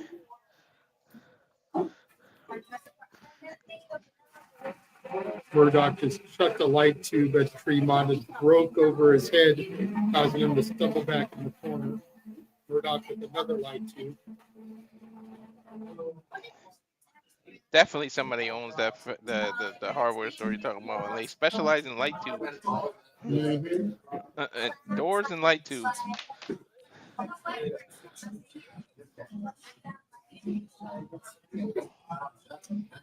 Blood geyser, hell yeah. Death Valley Driver. 1, Mercifully. 2, 3. That's it. Mercifully, it's over. Yo, the ref cut her hand just trying to freaking do the cover. All that glass everywhere.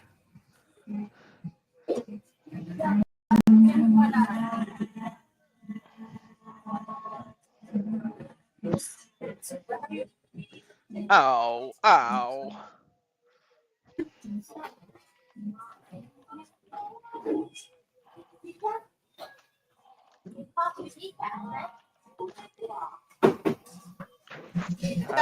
What do we still got Effy and what else? That's it. That's it. World title match. That's it.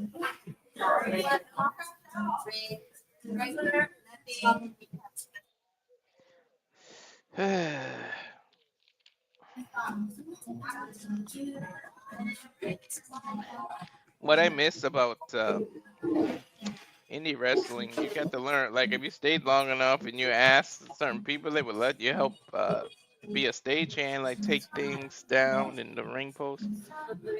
I put a ring together before because of that. Same. When me and Jeff were going to Battleground Pro Wrestling all the time, we were helping with the ring and stuff. Yeah. We wouldn't do like the ropes and stuff, but we'd help unload the truck, bring the stuff in. Mm-hmm. You know, we'd lay the mat and the wood. We'd let somebody else do the ropes and stuff. That way it was just right. But we would help with that stuff. Me, him, Scat Boy, Mike. That's how we became part of their team. We were social media ambassadors for them before that was really a thing. We'd set up on the stage there with our digital camera. We'd film the matches. We always had 2 memory cards.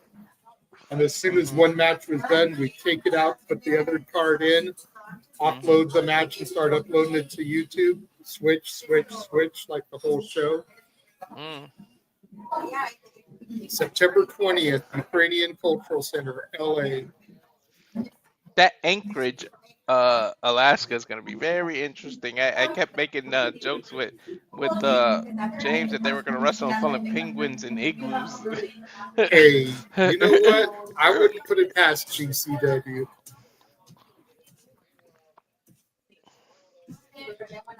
We saw an Ultraviolent championship match with Matt Tremont at that. You should be used to that at this point.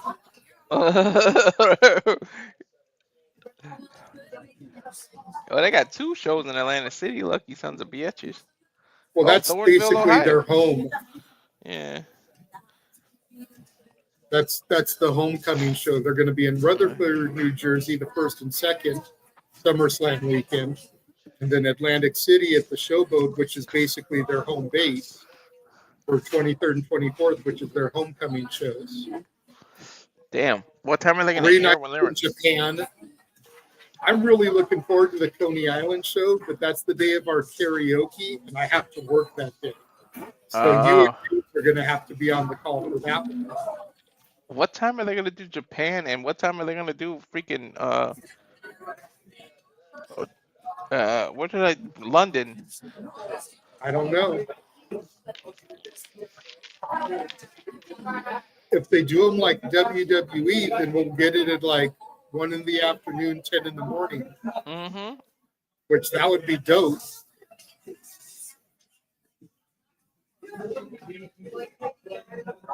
But that Coney Island show is going to be fun as hell.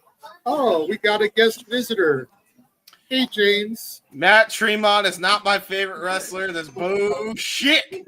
Yes, he is your favorite. You He missed is him. not. It's just like Big G and Jeff Jarrett. Exactly. No. Well, you're just in time for the main event if you want to switch over to the GCW show and join us for it. Let's see. What's the main event? What we got? Atticus Cogar challenging Effy for the title. Oh shit. Okay. All right. You know what? Why not? Let me see. That's on the Triller Plus 2, right? Yep. Yeah. Alrighty. Although it's probably going to be hard for me to sync up properly, so. Well, it may not be that bad. Right now, they're just doing a commercial. So, depending on where you are with the commercial, it should be pretty easy to sync. And even if you're a little bit ahead, a little bit behind, just let me stick to the play-by-play like I've been doing and react when you hear me call what you saw. That's fair. Mm-hmm. All right. Looks like I'm going to call one more match tonight. Why not? Why not? And I mean, according to history, 4 years ago, Atticus Cogar was slated to win the GCW title in Texas. Ooh. Ended up being forced out of the company via politics. As we know, he's back in the company doing his thing, Battle 48, and he's got a title shot in Texas again. Could he finally achieve his destiny of winning the championship in Texas like he was supposed to 4 years ago? Has Effy's reign come to a glorious end? That's we know fair. wherever Atticus goes, Otis isn't far behind. Christian Napier isn't far behind. Yep. That's fair enough. Here's a question for you. Did Shotzi and Mack Cardona happen tonight? Yeah. Okay, Yeah. so she showed up at Hog not too long after that. Nice. And attacked Indy Hartwell for the women's title. Did Manders and Shire challenge for the tag titles? No. I assume because he double booked and it just conflicted. So because Manders was on this show. He was supposed to fight Kerry Morton. Ricky Morton was supposed to fight Mance Warner, and it turned into a tag match with Manders and Ricky Morton versus Mance and Kerry. Okay, yeah. So I was wondering if he had the opening match on Hog and then came over. No, I wish. No. Negative one was on the 0 hour for Supercard of Honor coming out with the Dark Order, and he came out with Man Like Derace on this to take on Joey Janela. Wait, freaking really? Yeah. Mm-hmm. Negative one had 2 bookings today, bro. That's so crazy. Oh, wow. Okay, so we definitely had some cross-pollination on all 3 shows. You got to be kidding me. That's funny. That's funny as shit. Yes. Now I got the GCW logo. We're going to a video package I turned the camera off. You don't have to worry.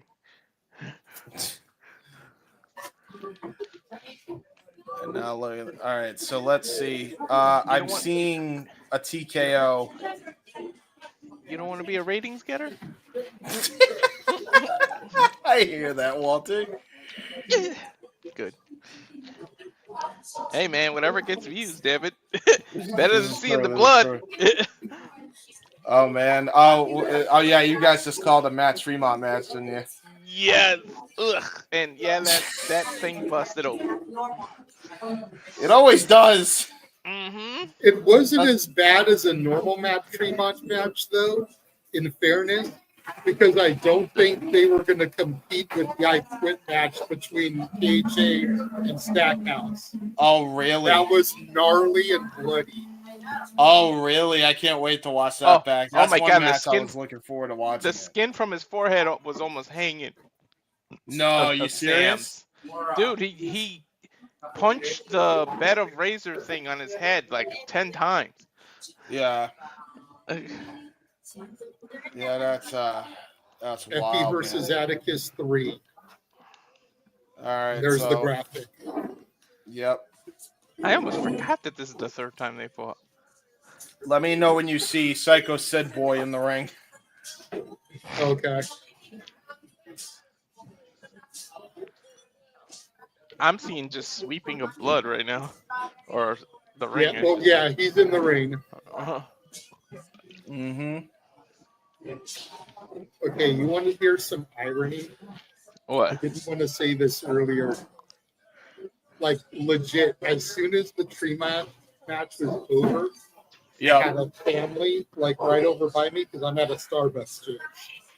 I had a family over here by me, and there was a young daughter with a Journey sweatshirt.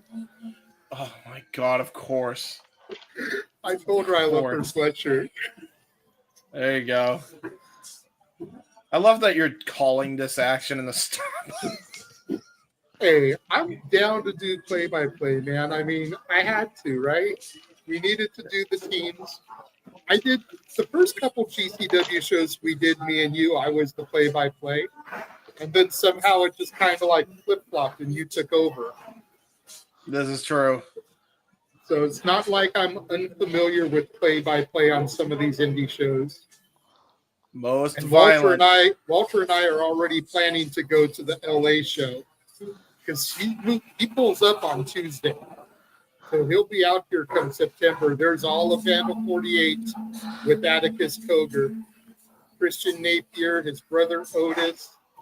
But yeah, Walter's saying he'll come down for that show. I talked to one of my buddies at work into going. I told him if he drives, I'll buy the tickets. That's fair. So me and Walter will get to meet, introduce him to my buddy at work. We'll all kick it, watch the show together, and then that way, come Vegas, Walter and I have already met face to face. Oh man, I feel like it's. I feel like I'm scared because I know I'm going to see the skewers, and there's probably going to be a lot more hardcore elements between these two because this is personal. But it's not going to be as bad as a Mack Tremont match. Just keep reminding yourself. They kept showing the replay of the skewers from the last time you and me saw it. We called it. Yep. I'm not surprised. You're talking about the skewers where Mason did the cradle tombstone?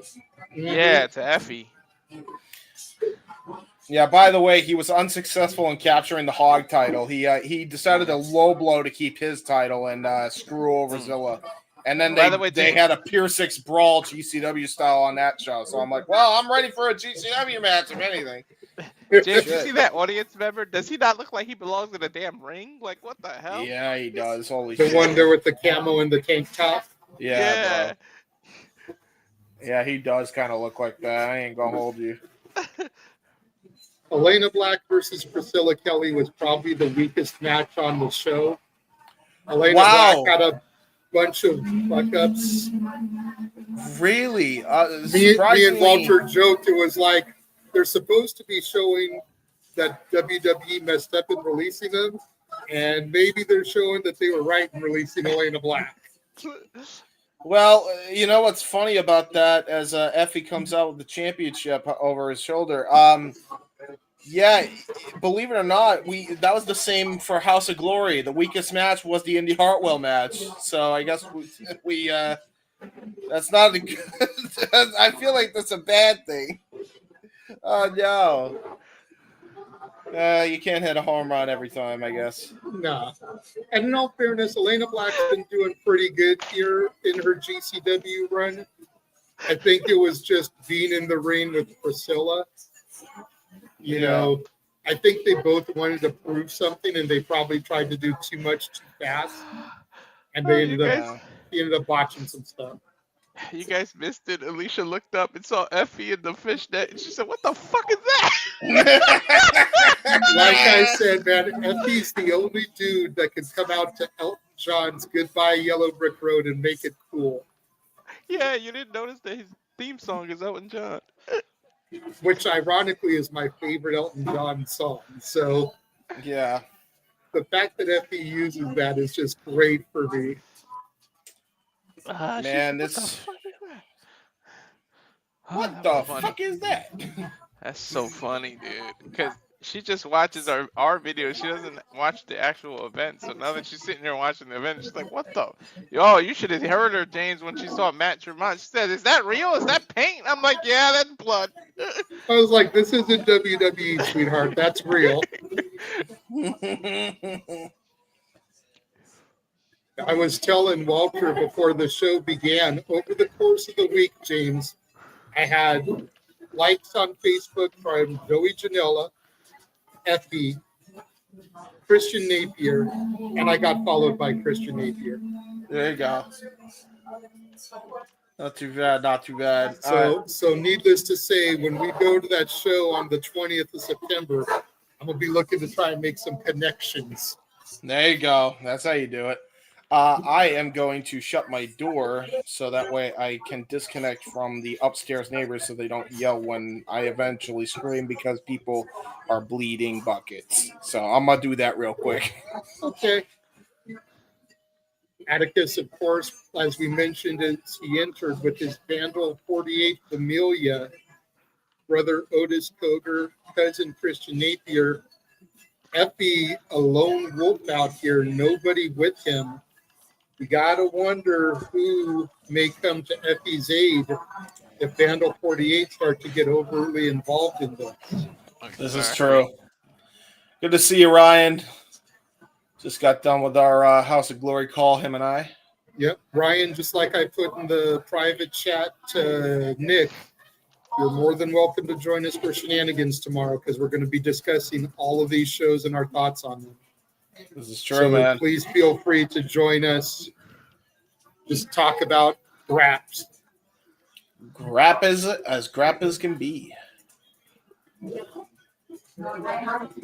want to try and get everybody's input that was on the shows, watched the shows, so much stuff. As we're fond of saying here in the Simply Reliable Studios, if you cannot find something to enjoy this weekend, please get the F out the fandom because you're just going to screw it up for the rest of us that love this. There's literally something for everybody, whether it's developmental, whether it's Ring of Honor, pure wrestling, whether it's independent wrestling, House of Glory, GCW, whether it's WWE, whether it's AEW. There's the prize, the GCW Championship. Bell rings, here we go. We're not wasting any time, are we? Damn. Oh, collar elbow tie-up, start things off. This is only the second match change that's actually started with a collar elbow tie-up. Yep. Yeah, not surprised. It's GC Dub. The other match was the YDNP tag title match. That's because they had to follow the freaking I Quit. Yeah, I'm not surprised by that call. Who did they fight tonight? Ninja Mack and Dante Leon. And honestly, it was the first time I thought they were going to lose the straps. Yeah, that shit was competitive. Yeah, YDNP have been the tag team this year, in my opinion, all across the industry. Absolutely. Going back to the collar elbow tie-up again. Effy back Atticus into the corner. Referee calling for the break. Effy with a bitch slap to Atticus Cogar. I might make an appearance depending on if I'm wrestled out, says Ryan. Don't blame you. Fair enough. Effy unloading with rights to the face and the body of Atticus Cogar. Oh, no, and he's got his crotch in his face. No! He teabagged the man. He teabagged Cogar. No! Boo! Did you say boo? You don't teabag another man. That's just the most infamous disrespect ever. The man's wearing. Can we get Effy and Rico as a team? Right. Yeah. Rico managing Effy. Only in Vegas. Have them It's as a true. team, and then Rick DeMar Martel's their manager. Vandal 48 already getting involved there. Big boot from Effy to Atticus Cogar. Charges in with a running boot. Yeah, Yakuza kick there by Effy. And that sets up usually for the leg choke. Dude is Yep, flexible. there he though, goes. Effy. To your point, James.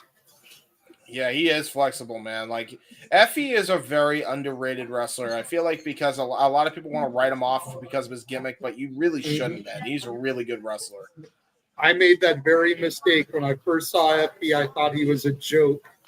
But the more we've covered GCW, the more I've realized that he's actually a hell of a wrestler. I kept seeing him on like Facebook clips of like wrestling and like him and the guy who does the Michael Jackson stuff. Yeah. Oh, Santana Jackson. Uh-huh. Great. A little spin-a-rooney here from Effy after that. Yeah, man, he's really good. Well, we're in Texas, home of Booker T, dog. This is true. There's Otis yeah, grabbing man. the leg of Effy there, allowing Atticus to get the advantage. My God, High I def. wish- Oh, wait a minute. Oh, moonsault while he was hanging on the ropes. Jesus Christ. That was great. I wish my friend was here on camera. When I tell you he's got the dreads, the baby dreads right now, he looks like Booker T in 2003. Like I was like, I call him Booker T. You know what's funny, by the way? Booker T on the House of Glory show tonight had his tag team that he's developing, High Dev, in placement of Manderson Shire. Right on. Great suplex there by him. But yeah, Yep, the leg gets 2 count on Effy. yeah, but they ended up having a really good tag match with Main Event, who have also really impressed. Honestly, they're right up there over YDNP also. They're a really good act, as we have called. I don't know if I would say over, but they're on the level.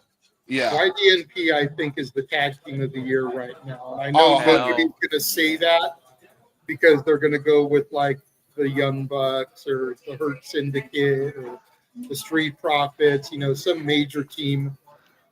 But for me, it's YDNP. Hell yeah. Great leg drop, by the way, over the back of Effy after the distraction from Vandal 48. Mm-hmm. Napier and Otis doing something now. They were walking off with a purpose. Yep. Oh, no. How many doors have we had? Table. We've had more than 3. Yeah, we had okay. 3 in the I Quit match alone. We had 3 in the I Quit we match. We had a Canadian destroyer off the top rope to Stackhouse through 2 door bridge tables. Damn. Okay. Damn, bro. They are getting doors set up here. There's 2 more doors here. Yep. There was a door used at GCW by fucking Mason, of course. And you mean Hog? Yeah, and Hog. So that means Effy back into the ring. So there's 6, and there was probably more in the damn the match I missed. Oh yeah, there have been a few.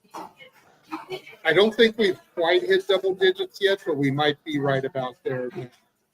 I thought Forbidden Door with the sleeper hold, referee checking to make sure it doesn't slip into choke territory. That's even though I think Effy would enjoy being choked. Yeah, you made the joke, not me. Back elbow strike only garners a 2 for Atticus. I was gonna say I thought Forbidden Door wasn't until next month. This is GCW, James. Doors aren't forbidden here. This is very fair. Atticus going for the skewer. No. He actually put off the crowd. Okay. Fake out. Little Okada action there. Nice clothesline from Effy dropping Cogar there. Oh, nice spinning back kick. Yeah, Cogar trying to keep the pace up here, but Effy's not going to let him here. Clubbing shots to the back from Atticus. Try to go for a brain buster. Uh-oh. Nice shots from Cogar. There it is. Nice Northern Lights. small bridge there from Effy. Gets a 2 count on the Cogar. Oh, no. Oh, Earthquake's move. The ultimate teabag. No.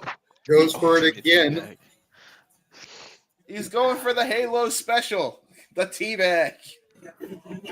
I'd call it the Boston Tea Party, but, you know. He's not from Boston. Is he? And there's already a move called that. I think it's Eddie Edwards. Yep. Boston Knee Party. Oh, yeah, the Boston Knee Party. That's This time he third. sits on him with the hook of the leg, gets a 2 count on Cogar.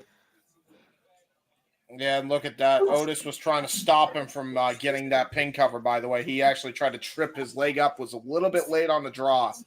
That's the problem for Effy, man. He's got to have some backup in the back, hopefully, to fight that force off of Christian Napier and Otis Cogar at ringside. He's all alone. Oh, shit! Razor's Edge! Gets 2. Cogar kicks out. 2.5 there.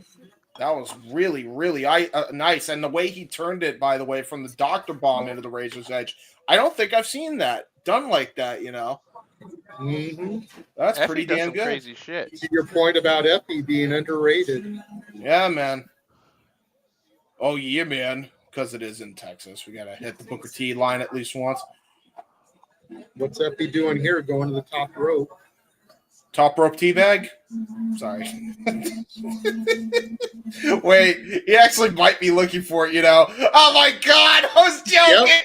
Hook the leg. Gets 2. 2.5 again. A super teabag. I thought he was not. I thought he was going to go for a double stop. I didn't expect. God damn. This isn't AEW, Walter. We're not sponsored by Superman here. Right. Uh-oh. Steel chair brought into play by Otis Cogar. Tosses it to Atticus. Somebody tell Effy you're not supposed to double dip. Ha. Oh! Brutal spear. Effy with the chair throws it at Otis Cogar. Sabu style. Napier over to check on him. Dude, he Hadoukened that chair right in the face. Hadouken! Oh, Come on. no. What is Effy looking for? There's enough doors right there. Oh, no. I think he's looking for the barbed wire door. No.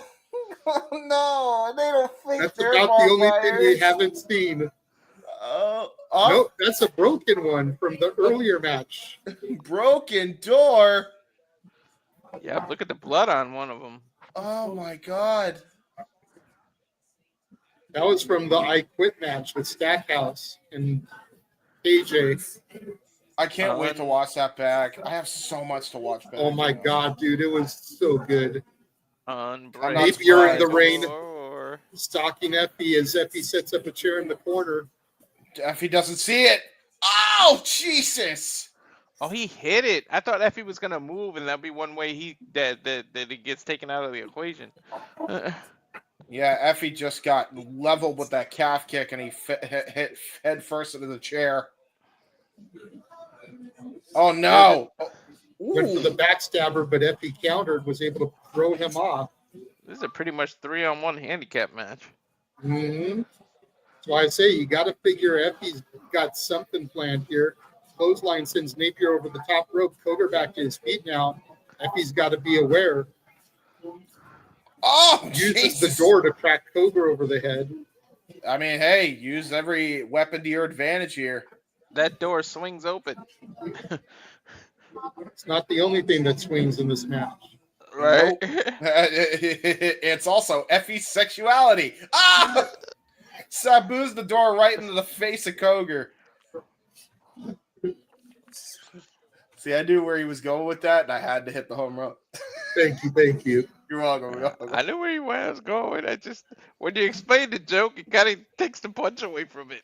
That's true, too. That's true, too, but I'm also autistic, so I have to do things. Anyway. Was he going to Death Valley Driver him through that door? Driver, yeah. Yeah, he was. Cogar was able to counter right in the shoulder. Oh, no. Yo, where the hell did that dollar come from? Christian You see Napier. Napier on the outside there. He had it. Probably found it under the tape, the rain. Oh, no. white The noise of lights, sorts there from Cogar. the lights make the ladder like a weird color. There is a What little the- bit of a bluish hue there. Oh shoot! It's Manders, You can't say Manders. the You have to one say the called whole One name. Manders. Manders. Yeah. You are Chuck correct. Xavier off the ladder through the broken door. That was brutal. There we go. Hey, he's got Effy's some got a backup. little bit of backup there, but he's busted open. If only Tom Shire could come out here. He's busted open, but not the podcast. No. No. If only Tom Shire could come out as well, then he would actually have an evened out scenario here.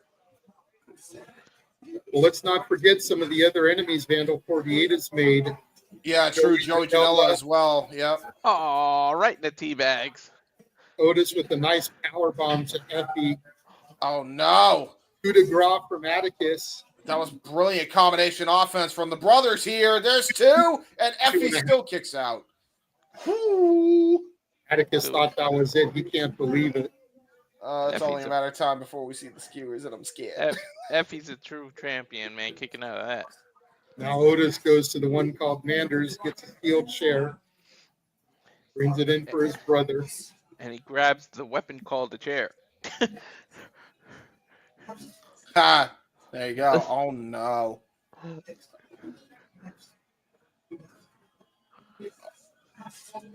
Oh shit! Tremont's coming out. Oh shit! Why is this man still walking? I don't even know how he's. Let's not forget that Tremont beat Otis Cogar in the finals of TOS. That's true. That was the finals, and he's getting his. He's making sure Otis doesn't get involved like the Vandal 48 tried to get involved in his final matchup here. Clothesline from Tremont turns Atticus inside out. Oh, guys. Shit. Now he's going right after Otis. Don't forget that double door bridge is set up on the outside. I was just shit. going to say that. Yep. Death Valley my driver. God! He did a goddamn Spicoli driver through this shit. The pus boy comes through. Yeah, he sure did. That's got to take Otis out of this equation for the rest of the match. Dude, the fact that Tremont, of all people, comes out with blood all over his head from the previous match here. Jesus. Atticus and Effy back on their feet now, trading shots center of the ring. Oh, shit. He's hiking up the mesh. Oh! Good snap.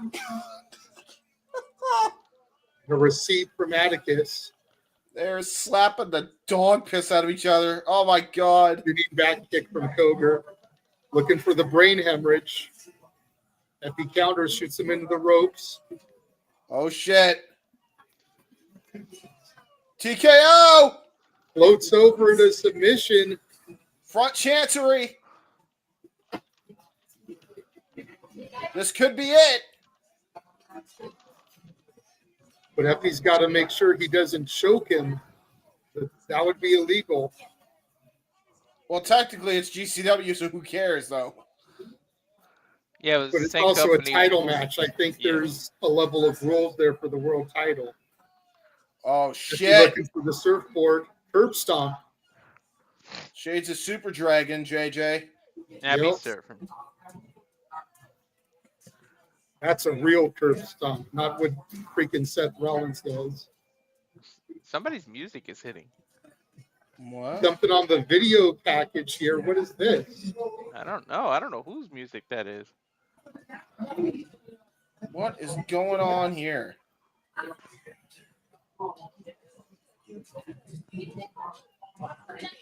Oh, shit.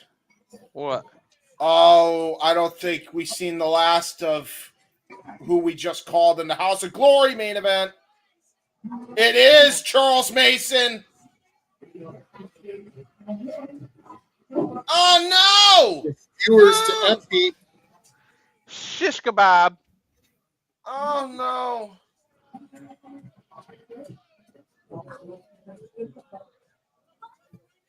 Oh, no. Oh, he pulled it out. Oh, he pulled it out. He pulled it out. Oh, he's The taser. Brain hemorrhage. No! You got to be kidding me. No. No 1, way. 2. Oh, Effy kicked out. Holy What the hell?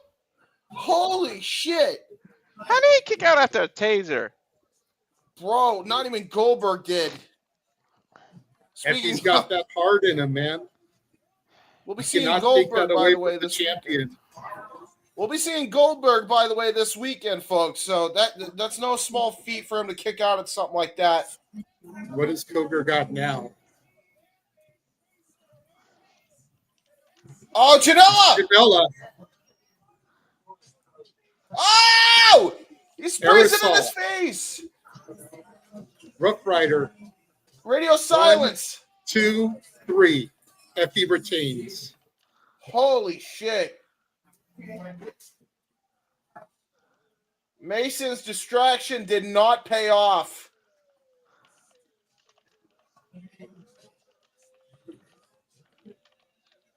But if I'm Effy, I'd look behind you. But I'd look behind you, to your left, to your right. Despite the winner of the match being Effy, I would still make sure that Mason's nowhere to be found here.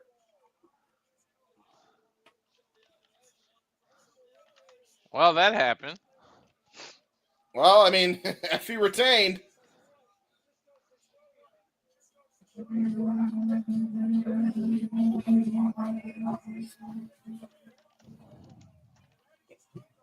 Do you think, JJ, that Atticus got screwed again? Because I think he did. It was 4-on-3. I mean, I don't know. I don't know if you can really call it screwed when Atticus went out there with 3-on-1 odds. I just think that Effy was able to counteract Vandal 48. That is fair. And there you have it, folks. We've gone to black. GCW boss of all bosses is off the air. There we go. Wow. Hell of a show. And this is just night one, folks, of the multi-kick stream. I know, seriously. Yep. We've got about 14 hours until it all begins again. Pretty much. Get some sleep, folks. Mm-hmm. You're damn right. Oh, man. Good stuff. Good stuff. Well, thank you again to everybody that has joined Walter and I for this show. Thank you to Nick and Noah for holding down Ring of Honor Supercard of Honor. Thank you to James and Ryan for holding down House of Glory, Texas. 3 out of 7 watch-alongs down. 4 more to go with another trifecta tomorrow. Make sure you tune in tomorrow as we complete the second hat trick. And as I'm throwing out all these hockey references, James, why don't you plug your uncle's doc again real quick? That is fair, folks. Part 2 of my uncle's documentary is out right now. I only have the QR code for part 1, but there is an iCard that directly takes you to part 2 on that video. So go watch both of those parts if you haven't already. Primarily part 2, as it is out right now for those who have already seen part 1. And yeah, follow me on the YouTube, Instagram, and X at jhebert95 right here. That's me. And on Facebook, James Heeman Hebert. If you like adding me on friend, who the fuck uses Meta nowadays? Who knows? I'm really cool and Tom Tinks on the internets. Walter. Follow me at Rage of Wrestling on YouTube. The Instagram is walter.cruz.940. Twitter and Blue Skies at Walter Alex Cruz. And follow Tiffany Nieves and make sure you follow me. Get me to the subscriptions or she might come after you. You get it? You got it? Then bueno. And then, of course, you can find me on Instagram, the Renegade JJ Williams, YouTube, Casa D18 Studios, X ROWJJ Williams, and Casa D18 Studio. The last one on X Casa D18 Studio is the one where I participate in and host spaces. So if you want more wrestling conversation from me during the week, make sure you follow that one. And again, tell your friends, Walter is 40 subscribers away from his goal of 200. This is a huge wrestling weekend. Let's try to get him there this weekend, y'all. Tell your friends. Yes. If you have friends that are wrestling fans that haven't started following us already, tell them about us. Have them follow Rage of Wrestling first and foremost. Get that number up to 200 so we can get him to Vegas next year for Mania, hopefully with James and Noah. Yes. We can get a full group thing going. Amen. For the SRS. Yes, lots of content. We are not slowing down. I mean, hell, SummerSlam weekend is going to be another crazy weekend. Yep. So Gonna be there's two easy-ass GCW weekend. shows. There's Bloodsport, 2 nights of SummerSlam, Hog. Yep. That's at least 6 shows right there, and who knows what else may be on the docket This is true. for Friday, Saturday, and Sunday. So True. make sure you subscribe. Make sure you tell your friends. Again, for the Heat Man, thank you for joining us for the main event. Yes, For sir. Walter Cruz, I am the Renegade of Wrestling, JJ Williams. Thanking y'all for joining us. We will catch you guys tomorrow.